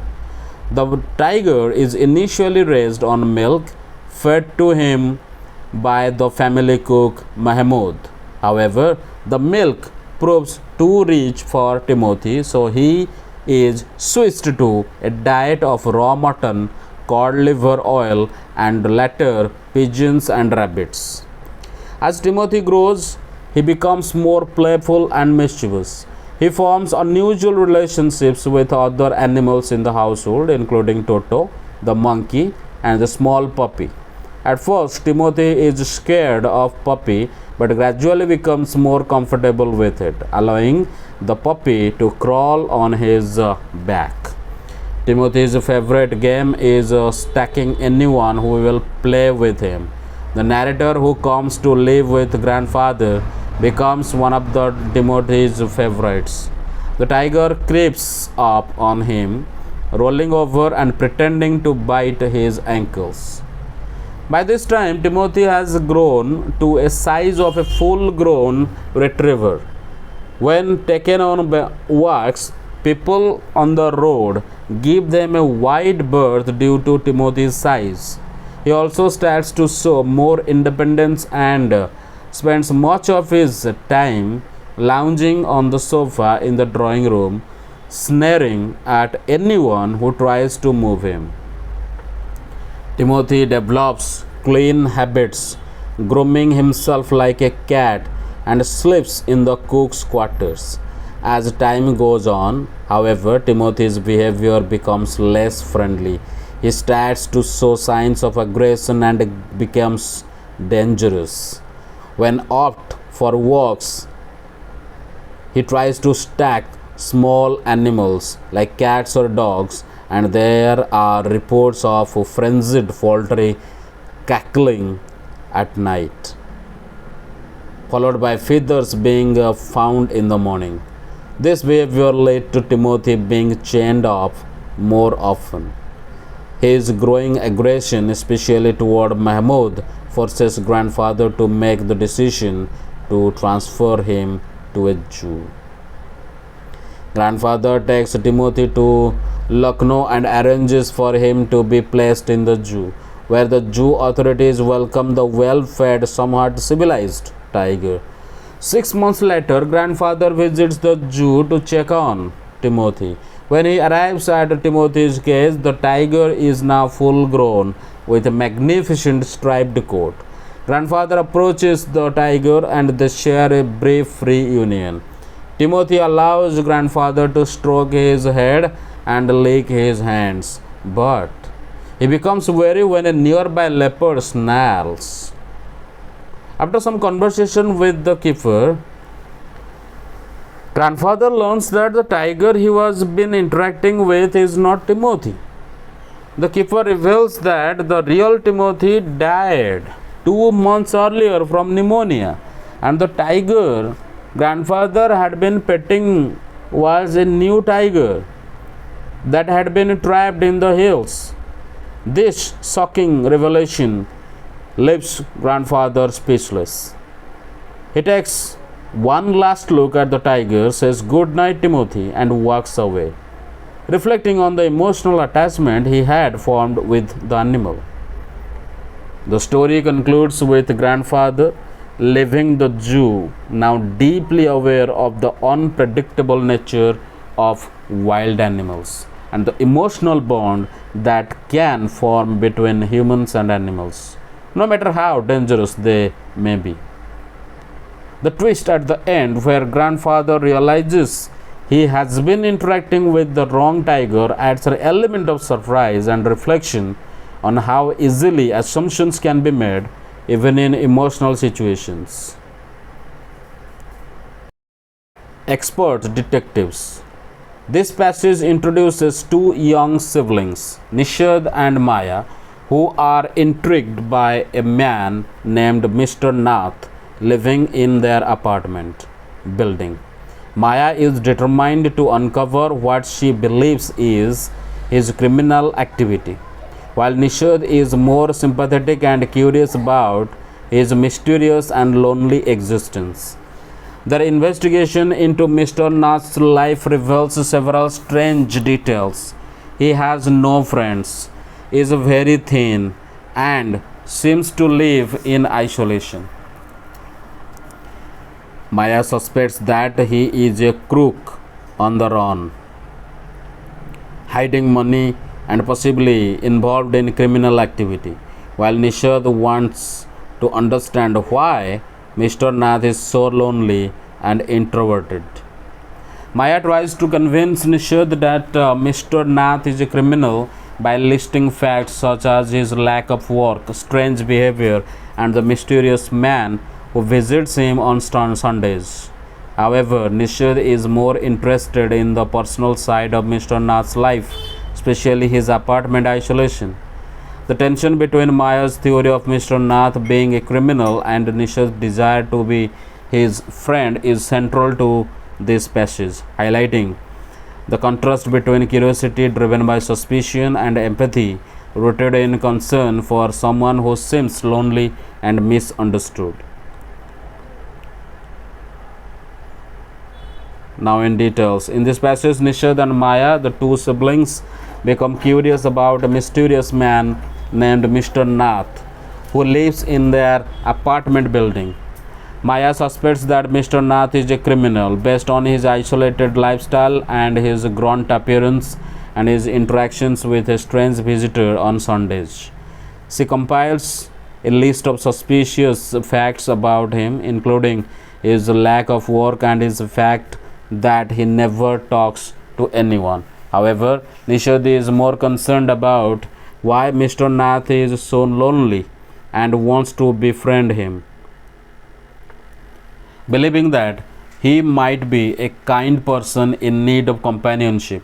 Despite their contrasting viewpoints, Maya convinced that Mr. Nath is a crook and Nishad determined to understand his loneliness. The siblings' curiosity about Mr. Nath deepens, leading them to continue their investigations. In this passage, the story revolves around two siblings, Nishad, referred to as Seven, and Maya, who become intrigued by a man named Mr. Nath living in their apartment building, Shankar House. Mr. Nath's strange and reclusive behavior sparks their curiosity. Maya, who is older, is quick to suspect that he is a criminal, whereas Nishad, younger and more empathetic, wonders about the loneliness and hardships Mr. Nath might be facing. Maya initially assumes that Mr. Nath is a crook on the run. She reasons that his gaunt appearance is due to the lack of food, but dismisses the idea, suggesting instead that he must be hiding stolen riches. She is convinced that the man has hidden treasures in his room, possibly in a trunk, and imagines that he might have been involved in criminal activities like a shootout with the police, leading to his scars. However, Nishad, influenced by his mother's explanation, knows the scars to be burn marks, and he suggests that Maya's theories are far fetched. One day, Nishad gets a chance to meet Mr. Nath when he visits him alone to deliver a chocolate bar. He shares his experience with Maya, admitting that Mr. Nath didn't let him into his room and that he didn't get a chance to inspect the trunk. However, Nishad makes progress by visiting Ramesh, a restaurant worker who delivers food to Mr. Nath. Ramesh informs him that Mr. Nath doesn't care much about the food he eats, always consuming simple meals like chapatis, dal, and vegetables. Mr. Nath tips Ramesh well and pays in cash. Ramesh also tells Nishad that every Sunday he carries two lunches to Mr. Nath's room with a regular visitor, a tall, fair, and stout man who wears spectacles. This man talks a lot, unlike Mr. Nath, who hardly speaks. Despite these facts, Maya remains steadfast in her belief that Mr. Nath is a criminal. She compiles a list of what she calls the facts about Mr. Nath to support her theory. These include his lack of work, isolation, strange behavior, and the fact that he receives no letters and doesn't make friends.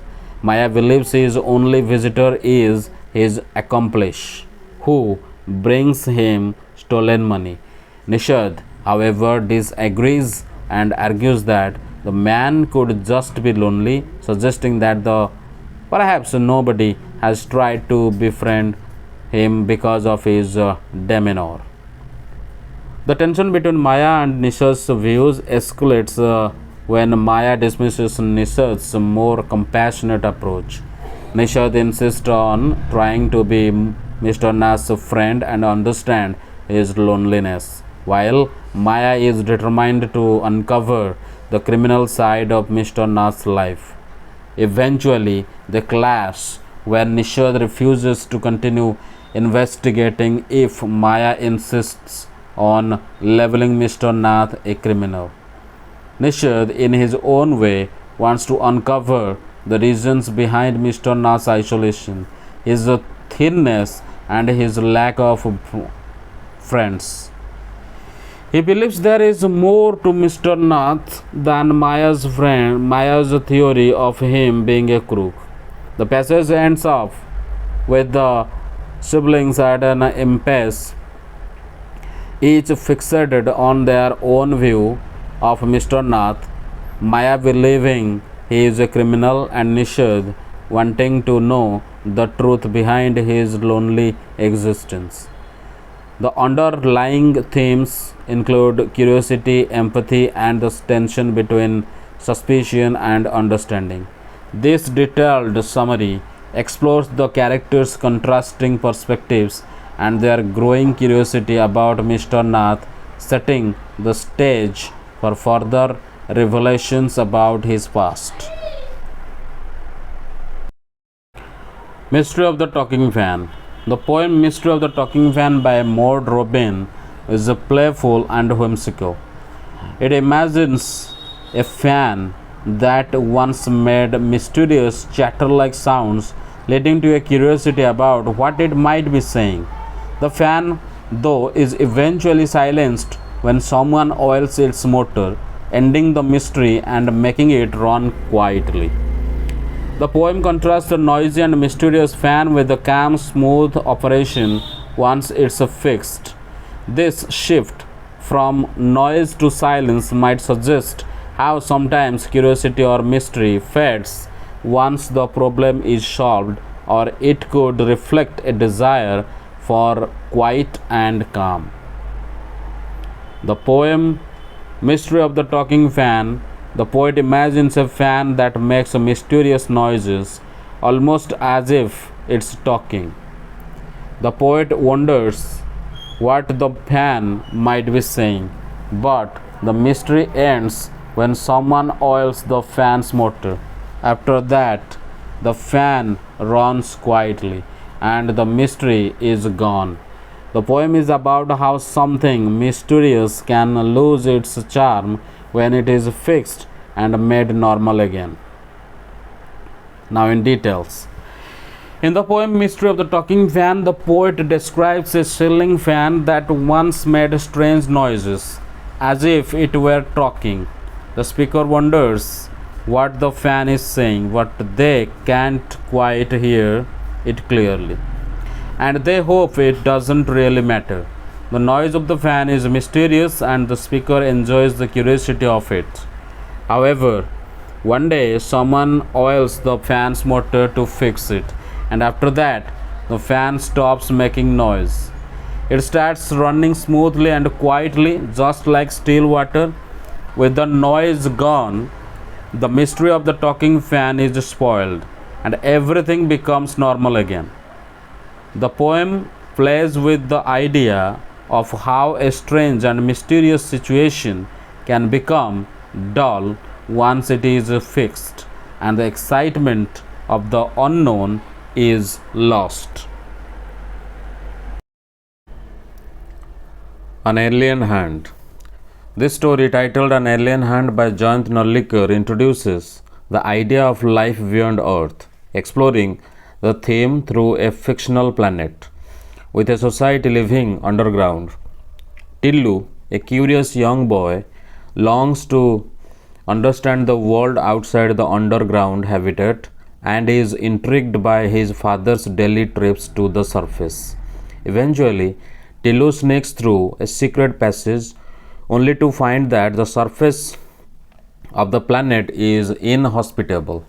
His father explains that their ancestors once lived on the surface, but changes in the sun's behavior made it impossible for life to survive there.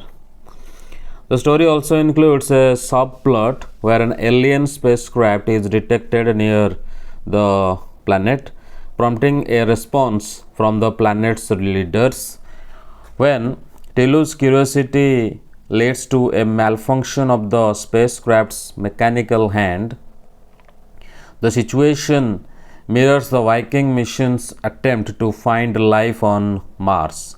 In both stories, the search for life beyond Earth ends in disappointment, with no evidence of life found. The narrator effectively combines adventure, science fiction, and exploration of themes such as curiosity, technology, and survival, as well as the human desire to understand life beyond Earth. An Alien Hand by Jayant Narlikar is a science fiction story about a boy, Tillu, who lives underground with his parents on a planet. He has heard about the sun and stars but has never seen them. His father works on the surface of the planet, and Tillu is curious about what is there.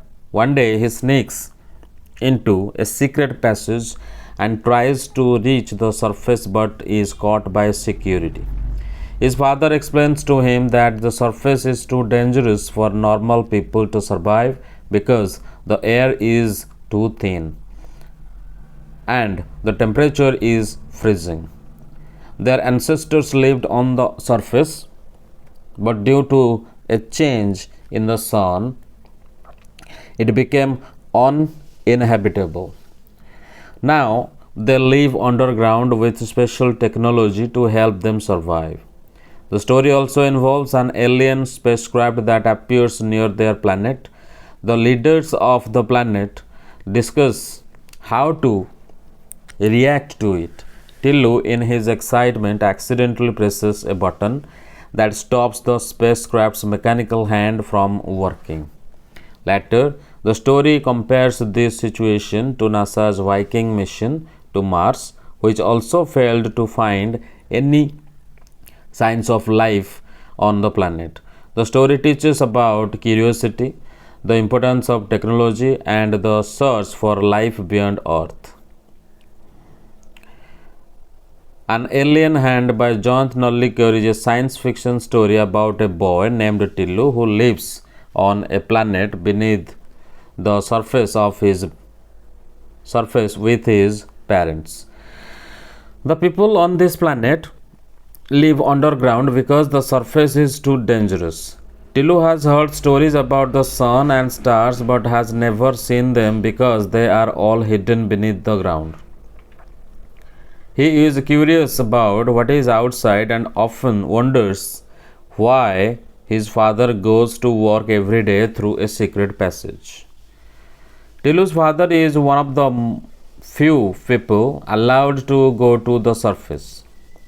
Tillu keeps asking his mother about it, but she always tells him not to go near the secret passage. One day, when his father is taking a nap at home, Tillu sneaks away and steals his father's security card. He uses it to open the metal door to the secret passage and begins to walk towards the surface.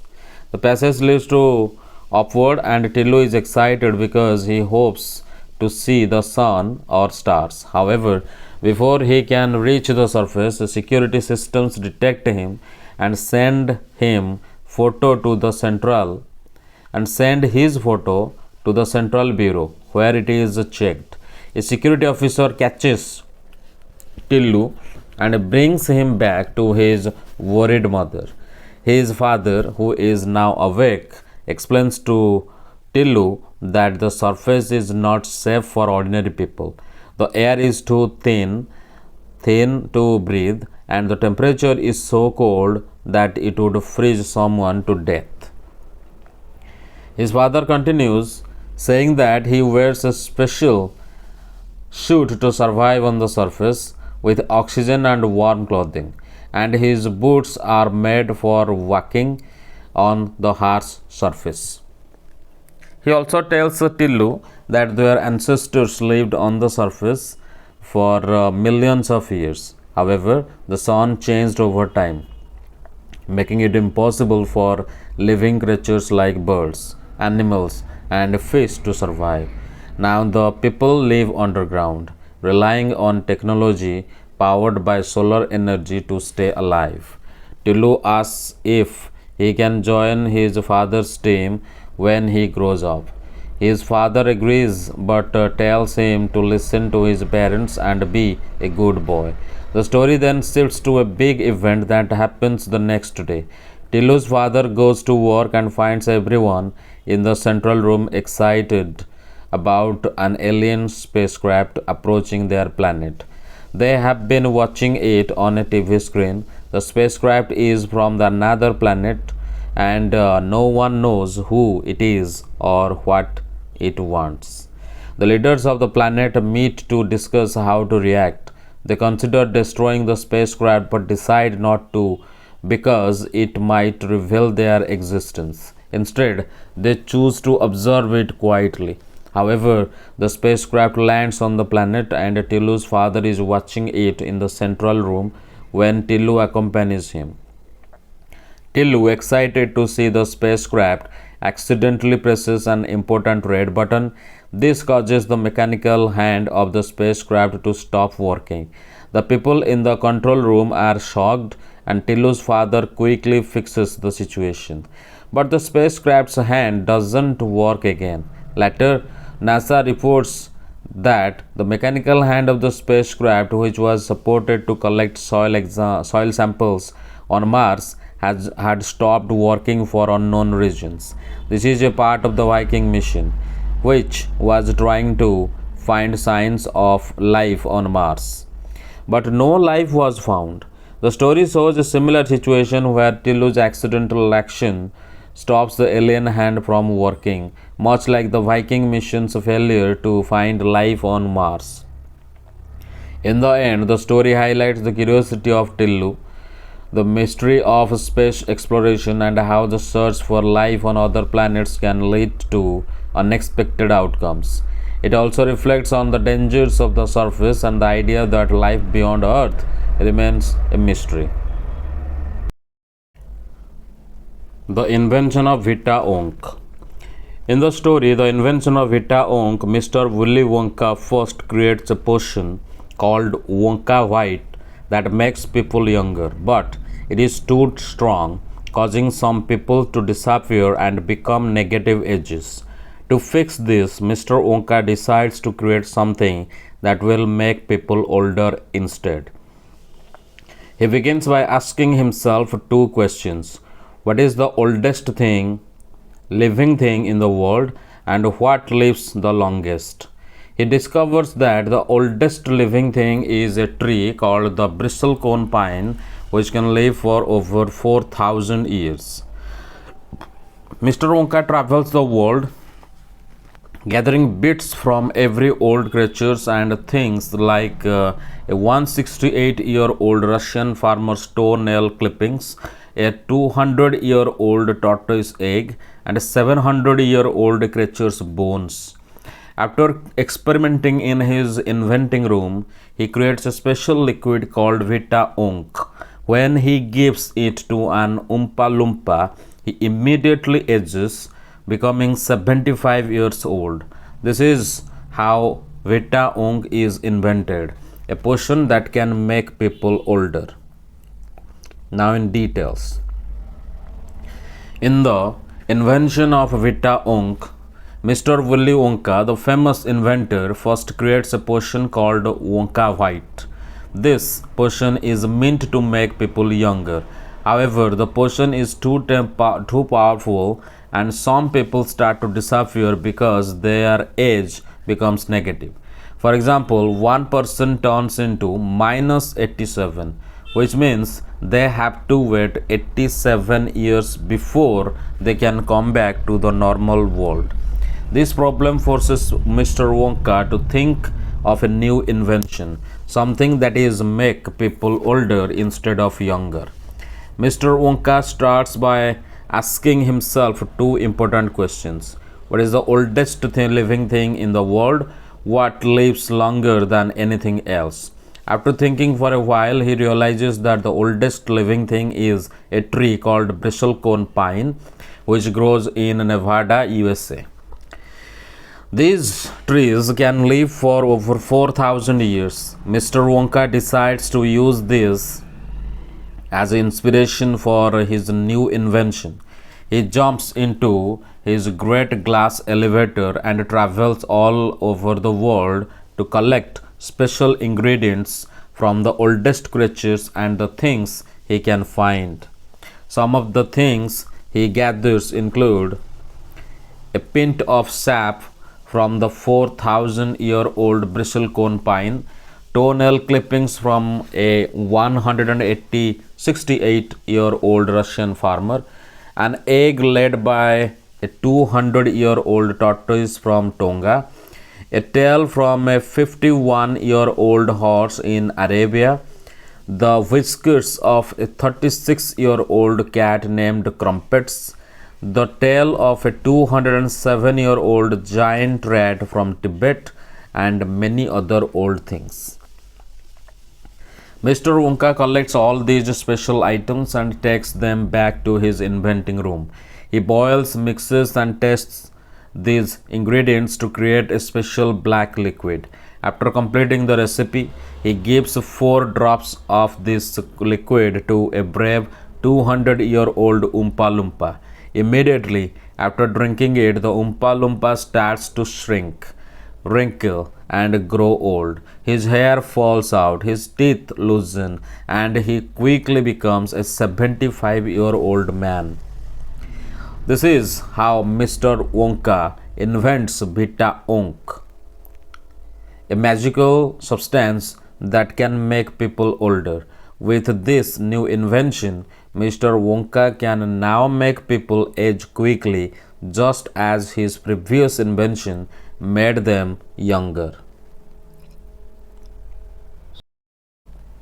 Dad and the Cat and the Tree. The poem Dad and the Cat and the Tree by Kit Wright humorously describes a father's attempt to rescue a cat stuck in a tree. Despite his overconfidence and several failed attempts, Dad ends up getting stuck in a tree while the cat safely escapes.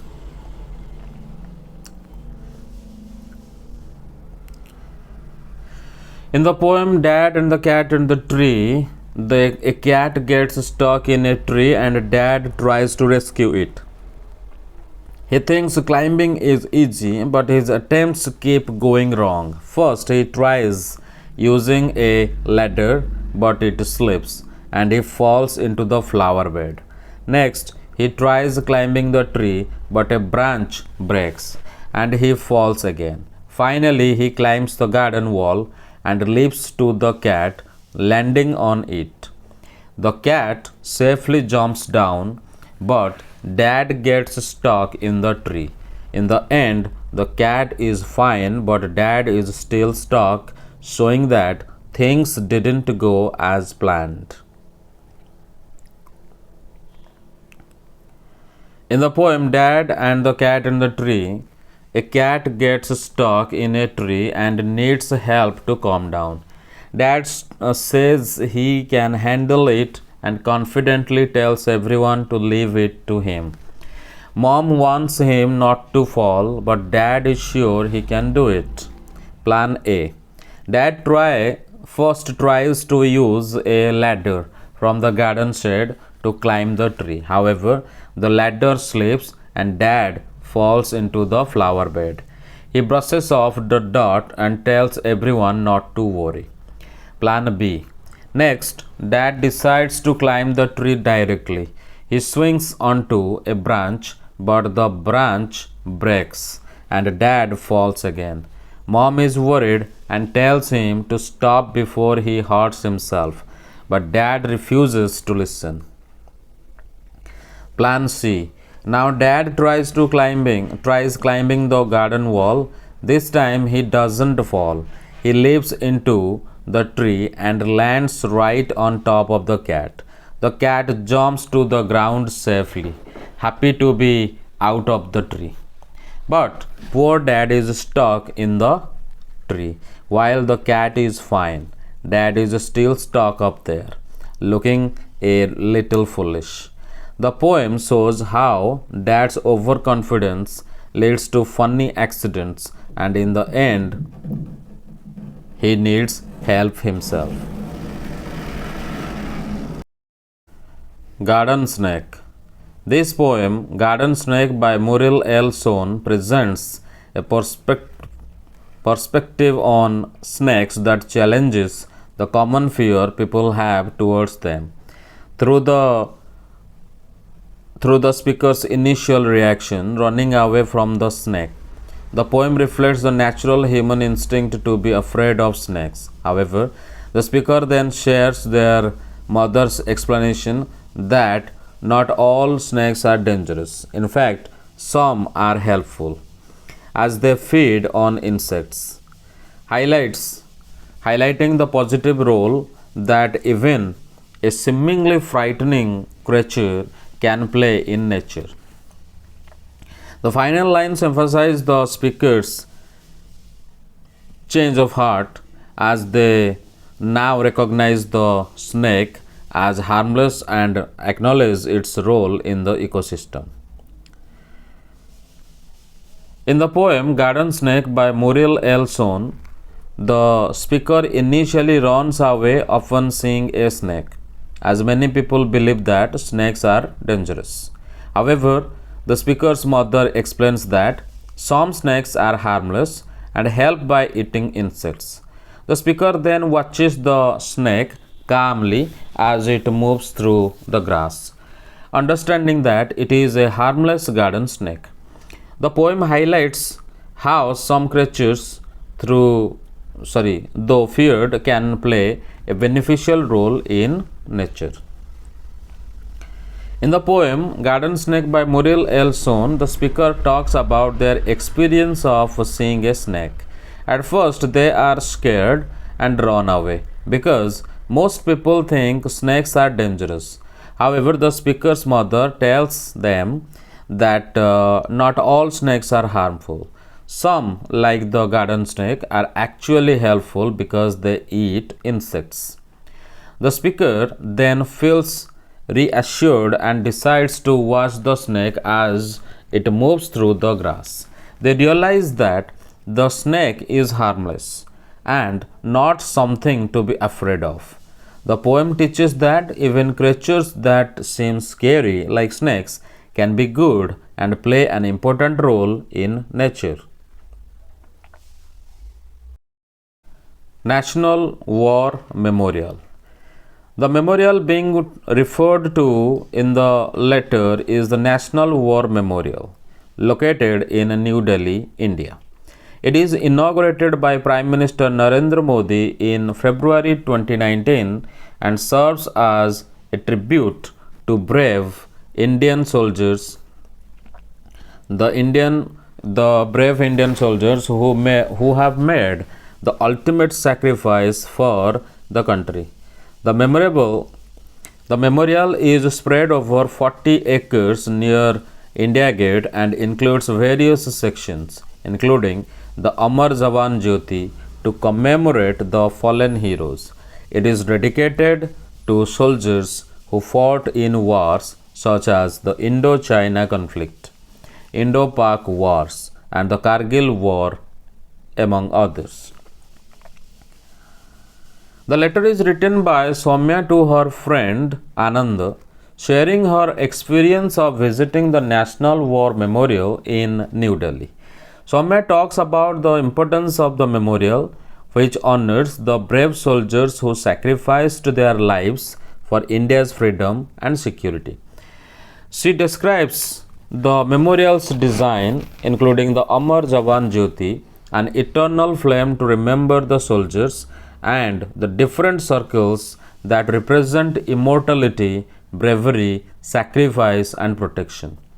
Soumya also shares inspiring stories of soldiers like Lance Naik, Albert Ekka, and Major Padmapani Acharya, who showed immense courage during wars. She was deeply moved by their bravery and felt motivated to live a life worthy of their sacrifices. The visit to the memorial was an emotional experience, and Soumya plans to share her learnings with her classmates. In the letter, Soumya writes to her friend Anand, sharing her thoughts after visiting the National War Memorial in New Delhi. Soumya recalls their previous conversation about war and peace, where they talked about India's struggle for independence and the wars the country had to fight after independence. This made her wonder about the soldiers who fought and sacrificed their lives for the country's safety and freedom. During her visit to New Delhi, she got answers to some of her questions. Soumya explains that the National War Memorial, which was completed in February 2019, is a tribute to these brave soldiers. The memorial is located near India Gate, covering 40 acres of land. It was inaugurated by Prime Minister Narendra Modi in 2019. The memorial honors soldiers who made the ultimate sacrifice in various wars, such as the Indo-China War 1962, the Indo-Pak Wars 1965 and 1971, and the Kargil War 1999. Each soldier's name is engraved on 29,000 tablets with more than 26,000 names. Soumya's teacher explained that the memorial is significant because it helps people remember the sacrifices made by soldiers, and the freedom India enjoys today is because of their bravery.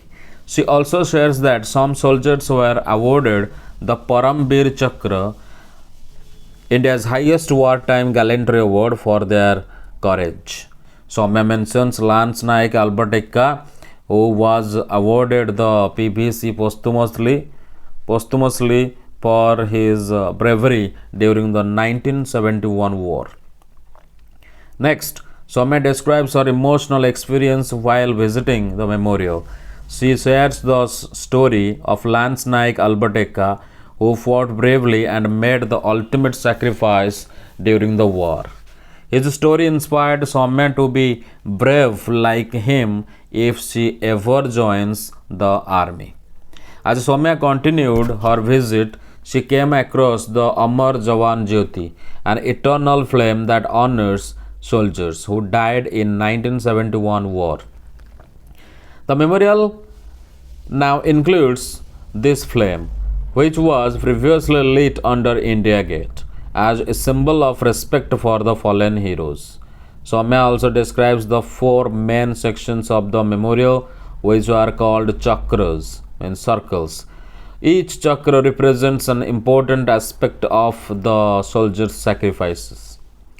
Amar Chakra, circle of immortality, the central obelisk with the Amar Jawan Jyoti flame symbolizing the immortality of the soldier's spirit.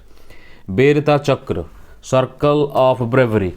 This section has murals showing brave actions of soldiers. Tyaga Chakra, circle of sacrifice. This section has granite tablets with the names of fallen soldiers after India's independence. Raksha Chakra, circle of protection. This circle features trees representing the soldiers who protect the country's borders. Soumya shares how moving and inspiring the memorial visit was for her. She and her classmates were deeply affected by the experience. Afterwards, they decided to create representations about the brave soldiers they learned about. Soumya mentions she will present the story of Major Padmapani Acharya, who was awarded the Mahavir Chakra for his bravery during the Kargil War. Before going into battle, Major Acharya wrote a letter to his father quoting the Bhagavad Gita, showing his determination and courage in protecting the country. In conclusion, Soumya talks about the emotional impact the visit had on her, making her realize the huge cost of freedom and motivating her to live a life worthy of the sacrifices made by these heroes. She also shares a link to the National War Memorial's website for Anand to learn more about it. Ananda writes to Soumya expressing joy over her letter about visiting the National War Memorial. Ananda appreciates Soumya's detailed observations and feels inspired to possibly join the armed forces in honor of the soldiers' sacrifices. Ananda reflects on their own visit to the War Memorial in Chandigarh, recalls the dedication shown by the people, and shares the poem Pushp Ki Abhilasha, which celebrates sacrifice for the motherland. Ananda also admires Soumya's idea of sharing stories of bravery, mentioning Captain Anuj Nair's posthumous award for his courage during the Kargil War. Ananda talks about a mobile app for the National War Memorial, which they plan to explore with friends. They also share their passion for stamp collecting and mention a stamp related to India's independence. The letter ends with a mention of a breakfast they had fluffy idlis and good wishes to Soumya's parents. Ananda looks forward to hearing about Soumya's future experiences.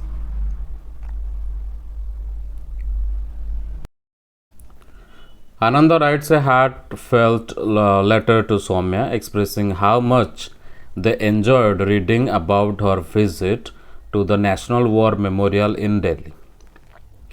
Ananda appreciates Soumya's keen observations and emotional connection to the memorial, which reflects her sensitivity and understanding of the sacrifices made by soldiers. Ananda also acknowledges the significance of such memorials, not just as monuments, but as expressions of gratitude for the supreme sacrifices made by soldiers defending the country. Inspired by Soumya's visit, Ananda is motivated to consider joining the armed forces to serve the nation. Ananda emphasizes the importance of periodically visiting memorials to honor the soldiers who allow citizens to live freely and without fear. They also commend Soumya's school and teacher for organizing such an insightful visit and supporting the idea of creating a presentation about it for the school. The letter also recalls Ananda's visit to the War Memorial in Chandigarh on National Martyrs' Day, where they witnessed people paying their respects to soldiers by offering flowers and prayers.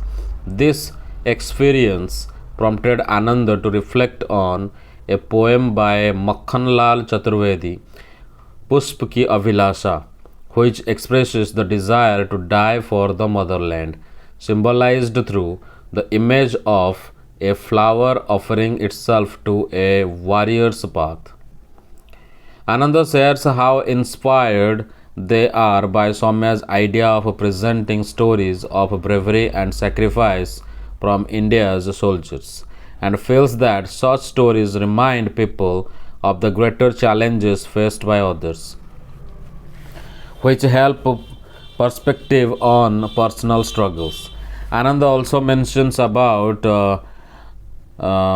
reading about Captain Anuj Nair, an army officer who was posthumously awarded the Mahavir Chakra for his bravery during the Kargil War. Ananda plans to read his mother's memoir, Tiger of Dras, and shares a powerful quote from her interview reflecting on the importance of remembering and honoring the sacrifices of soldiers. Ananda also informs Soumya about a mobile app called National War Memorial and Museum, which provides an interactive experience with the memorial and is available in 21 languages. The murals in the app are described as enchanting, offering a great learning experience. Ananda and friends plan to visit the memorial in Delhi and share this experience with others, including creating a collage that honors inspiring lives. Ananda concludes the letter with a personal note about their hobby of stamp collecting, which they have been doing for years and recently learned is called philately. They received a stamp celebrating India's independence, which ties in with the theme of Soumya's letter. Ananda wraps up by mentioning their breakfast, the fluffy idlis, and expressing their fondness for the stamps in Soumya's letters, which always bring joy. Finally, Ananda expresses gratitude for Soumya's inspiring letter and looks forward to hearing about her future adventures and experiences. The letter ends with warm wishes for Soumya's parents. Fire, friend and foe. Fire has always been both a useful and dangerous force in human life. Early humans didn't understand fire, but they observed its power and the destruction caused by natural occurrences like lightning and volcanoes. Eventually, they learned that fire is the result of a chemical reaction between oxygen in the air and carbon or hydrogen in fuel, producing heat and light. For fire to occur, three elements are needed: fuel, oxygen, and heat. Fuels such as wood, coal, and petrol combine with oxygen to ignite when the right temperature or flash point is reached. While fire is crucial for tasks like cooking, heating, and electricity generation, it can also be dangerous. Fires that get out of control can destroy homes, forests, and even result in loss of life. To put out fires, one of the three elements, fuel, oxygen, or heat, must be removed. Fire can be extinguished by removing the fuel, cutting off oxygen, or reducing heat. However, some fires, like oil or electrical fires, can't be fought with water. Special techniques and tools are required to combat such fires. Carbon dioxide extinguishers are ideal for electrical fires. Firefighting has evolved significantly. In ancient times, communities worked together to douse flames, passing buckets of water in chains. Today, trained professionals called fire brigades handle fires using advanced techniques. They are skilled in various methods of firefighting as well as first aid for those affected by fire related injuries. In the past, fire was worshipped in many cultures and continues to be a significant symbol. Fire remains both a helpful and dangerous force depending on how it is controlled. Now, in details, fire is both useful and dangerous. Early humans didn't understand what fire was, but they could see its power, often witnessing lightning and volcanic eruptions. They were frightened by fire's destructive potential, although they gradually began to use it themselves. Today, we know that fire is the result of a chemical reaction when oxygen in the air combines with carbon and hydrogen in fuel. Energy is released in the form of heat and light. Fire requires three elements to occur: fuel, oxygen, and heat. Examples of fuel include wood, coal, and cooking gas, and oxygen is found in the air. Heat is needed to initiate the burning process. For instance, a match provides the necessary heat to ignite a piece of paper, and each fuel has a specific temperature at which it will burn, known as its flash point or kindling temperature. Fire is often called a good servant but a bad master. This means it is extremely useful when controlled but dangerous when it gets out of hand. It has many uses. It helps us cook food, warm our homes in winter, and generate electricity. However, when uncontrolled, fire can cause severe damage, leading to the destruction of homes, shops, forests, and even causing fatalities and injuries. To extinguish a fire, one of the three components needed for fire, fuel, oxygen, or heat, must be removed. One way is to take away the fuel. If there is no fuel to burn, the fire will die out. Another method is to cut off the supply of oxygen, for example, by smothering a small fire with a damp blanket. Carbon dioxide can also be used to stop the oxygen from reaching the fire. The third way to put out a fire is by removing the heat. Cooling the burning material below its flash point stops the fire. For instance, blowing on a candle removes the heat and causes the flame to go out. Water can also absorb heat and lower the temperature, extinguishing the fire. However, water should not be used on oil or electrical fires as it can spread the fire or cause dangerous electric shock. Fighting fires costs millions of rupees each year. We also spend a lot of money trying to prevent fires and learn new ways to control them. Over time, we have become better at using fire safely in daily life. Long ago, there were no firemen. When fire broke out, people would form human chains and pass buckets of water to put out the blaze. Today, there are fire brigades with highly trained professionals who possess various skills such as cutting off electricity, knocking down dangerous structures, and spraying water and other materials to control the fire. Firefighters are also trained in first aid to help people who have been burnt or affected by smoke. The discovery of fire helped early humans adapt better to nature and led to the development of settled life.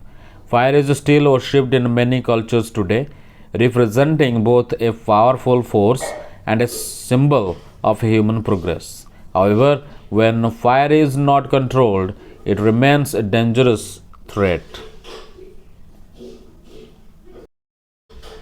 Midday Surprises. The poem Midday Surprises by Louis Brand Phillips invites readers to explore a meadow with curiosity and attentiveness, suggesting that nature holds many delightful and unexpected discoveries for those who take the time to notice. The surprises described in the poem are butterflies and buttercups. The butterfly resting on a buttercup, sipping nectar with its drinking straws. Rabbits. A rabbit that might remain still until startled, jumping away when disturbed. Dandelions. A dandelion's transformation from a golden flower to an airy seed head that flutters when blown.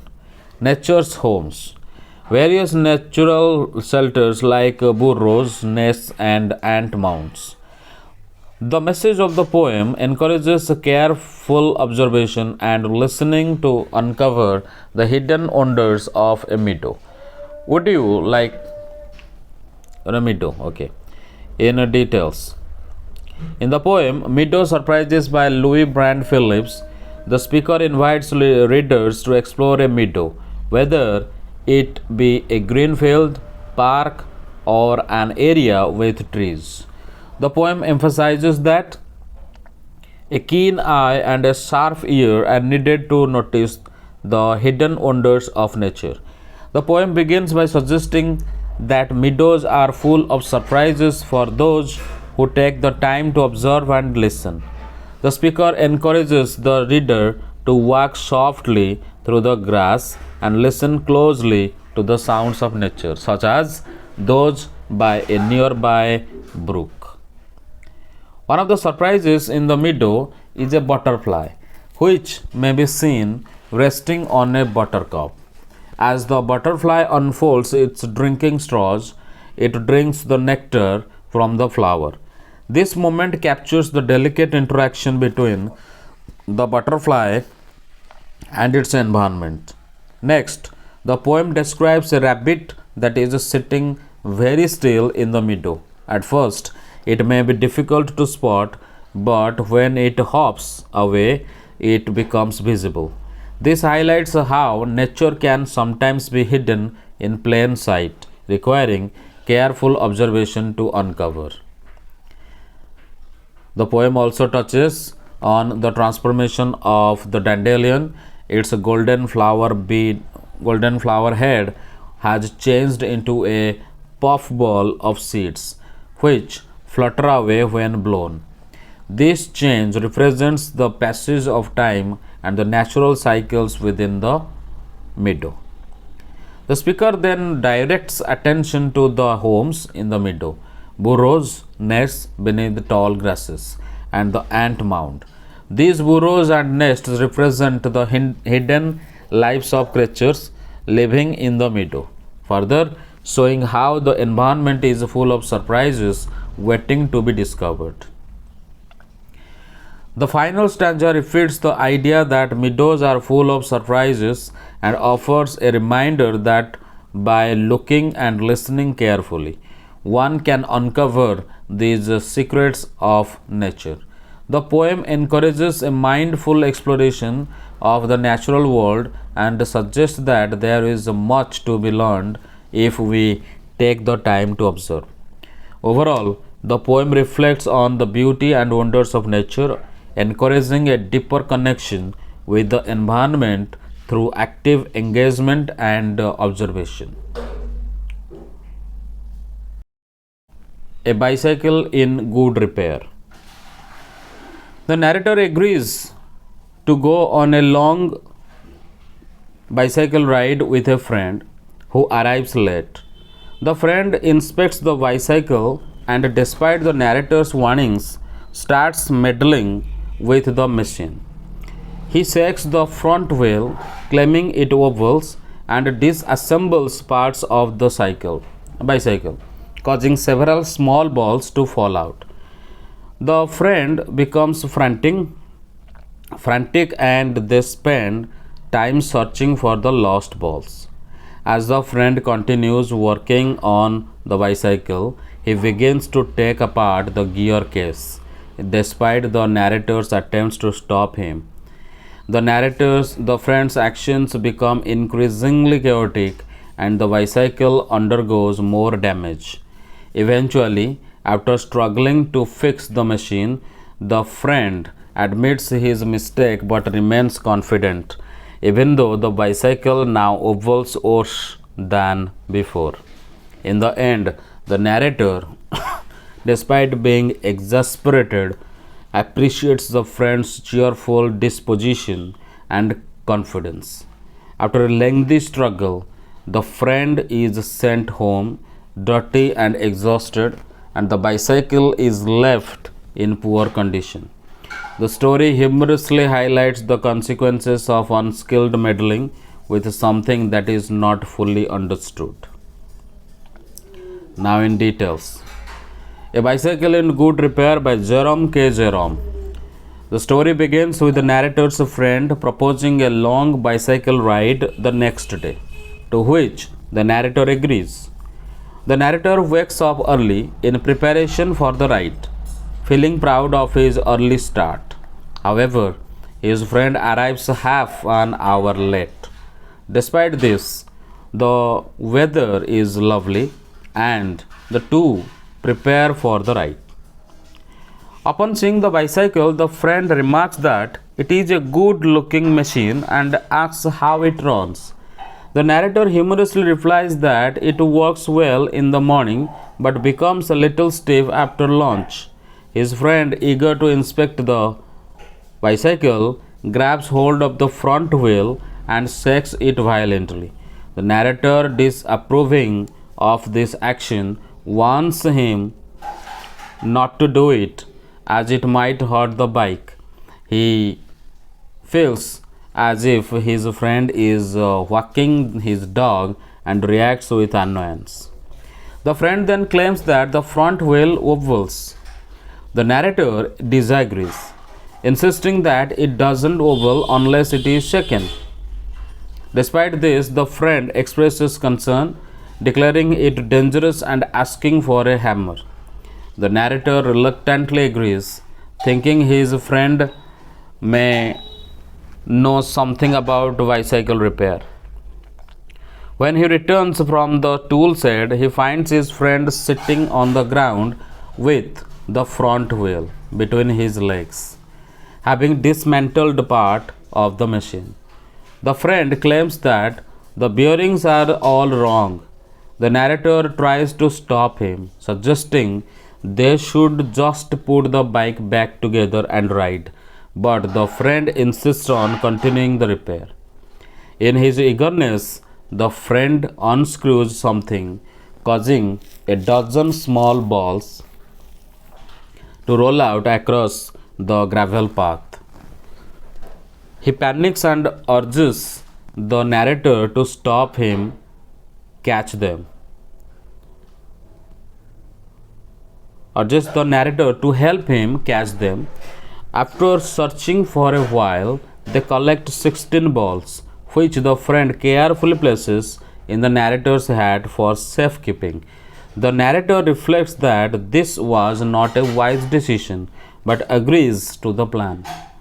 The friend then decides to look at the bike's gear case, claiming it's easy to take apart. The narrator recalls advice from an experienced friend who had said that if anything goes wrong with the gear case, it's better to sell the bike and buy a new one. However, his friend dismisses this advice, saying that people who think like that don't understand machines. In less than 5 minutes, the friend has removed the gear case, leaving screws scattered on the path. He jokes about the mysterious disappearance of screws, but the narrator feels growing discomfort. Despite the narrator's inner voice telling him to stop his friend, he doesn't have the heart to do so. The friend continues his work, trying to fix the chain. He tightens it until it's immovable, then loosens it too much. The situation worsens as the friend begins to reassemble the front wheel, but the two of them struggle with it for 10 minutes without success. The narrator suggests switching roles, and eventually they manage to get the wheel in place. But the friend laughs and admits that they had forgotten the small balls they had collected earlier. The narrator, realizing his hat is upside down, finds the balls scattered and they reassemble the wheel with 11 of them. After a lengthy struggle, the friend manages to get the wheel in place, though it now wobbles badly. He dismisses it, saying it will do for now. Encouraged by his friend's confidence, the narrator sarcastically comments on how watching him work has been a great learning experience. The friend remains cheerful and continues his work, attempting to refix the gear case. The two switch positions as the friend tries various ways to fix the bike, from working on the off side to lying under it and even dropping oil on himself. His attempts turn into a physical struggle with the bike as it seems to fight back, knocking him over and hitting him with the handlebars. By the time they are finished, the friend is caught, bruised, and exhausted, but still maintains a cheerful outlook. He declares that the job is done and wipes his brow. The bicycle, in a similar state of disrepair, is left looking battered. The narrator helps the friend clean off and sends him home, unsure which has endured more punishment, the friend or the bicycle. Through this humorous and exaggerated account, the story illustrates the chaos that ensues when someone attempts to repair something without proper knowledge or skill. It emphasizes the absurdity of blindly interfering with something without understanding how it works, while also highlighting the friend's unwavering optimism and the narrator's frustration and amusement. The story of cricket. Cricket originated from stick and ball games played in England 500 years ago. The game evolved over time with The cricket bat initially resembling a hockey stick, curved at the bottom to make contact with a ball bowled underarm. The first official laws of cricket were drawn up in 1744, outlining key aspects like the height of the stumps and the size of the ball. By the late 18th century, the game had advanced with changes such as the straight bat and leg before law and the introduction of three stumps. Cricket's equipment, made of natural materials, remains largely unchanged. The bat, traditionally made of a single piece of wood, is now constructed with a blade of willow and a cane handle. While industrial materials like plastic and metal have been rejected for the bat, protective gear like pads and helmets has evolved due to technological advances. In India, cricket was introduced by the Parsis in Bombay in 1848.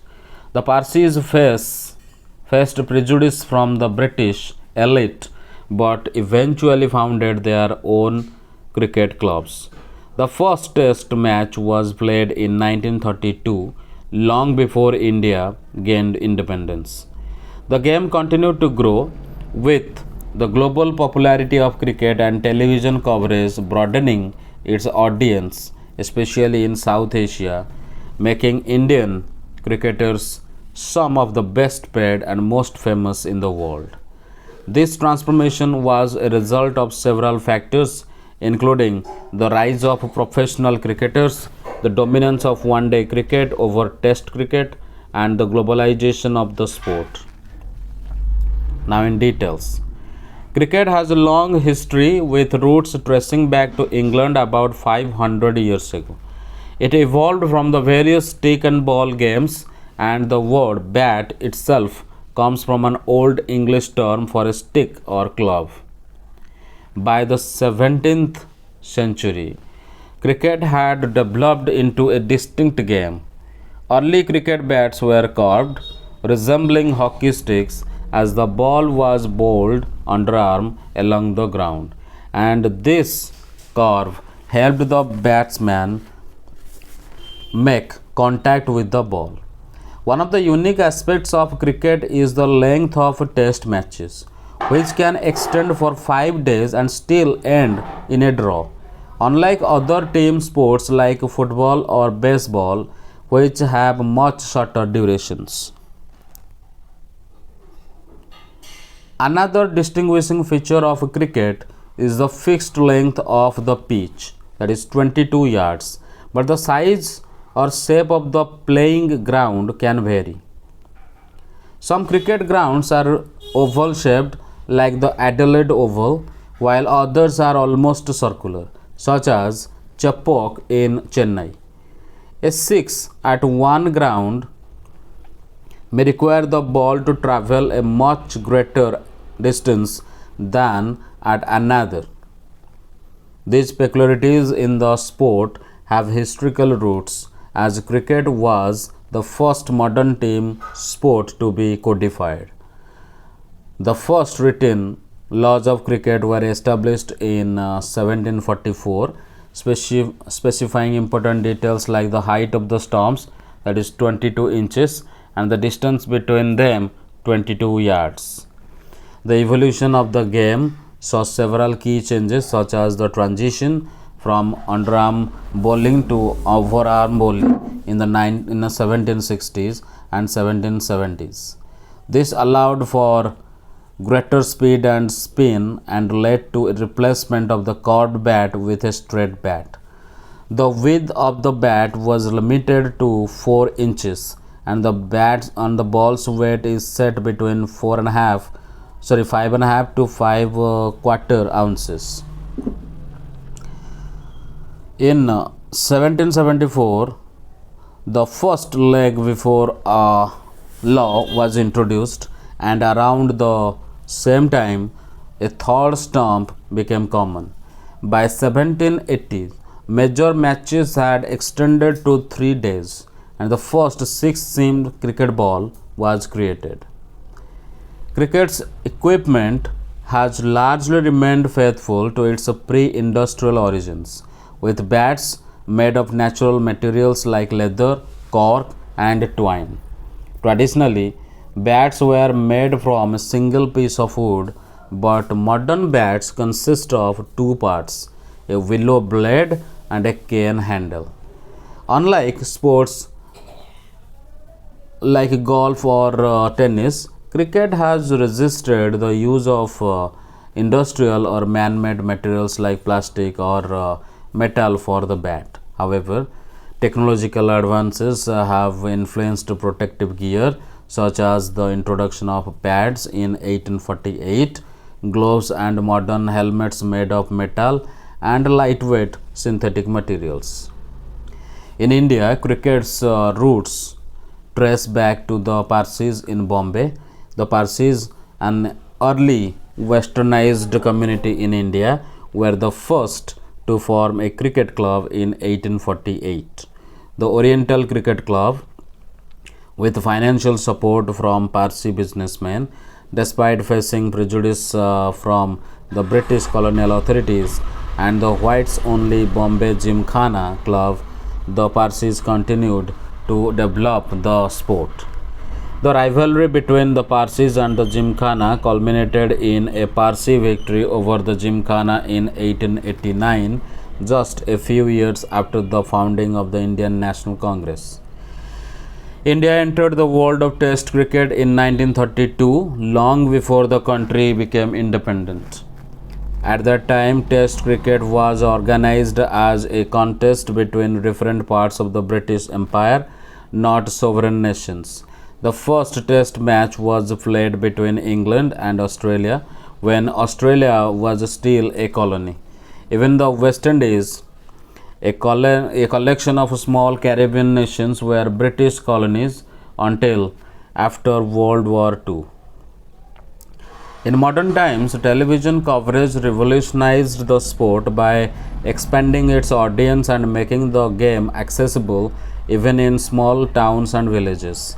Satellite television and global television networks helped create a worldwide market for cricket, with India having the largest viewership. The shift in cricket's center of gravity to South Asia was marked by the relocation of the International Cricket Council (ICC) headquarters from London to Dubai. This global expansion also led to Indian cricketers becoming some of the highest paid and most famous athletes in the world. The transformation of cricket is the result of various smaller changes, such as the shift from amateur players to professional cricketers, the rise of one-day cricket over Test cricket in terms of popularity, and the impact of global commerce and technology on the game. In summary, cricket has a rich history marked by evolution in its rules, equipment, and popularity. From its origins in rural England and its widespread appeal today, cricket continues to be an integral part of global sport, particularly in India, where it has become a major cultural force.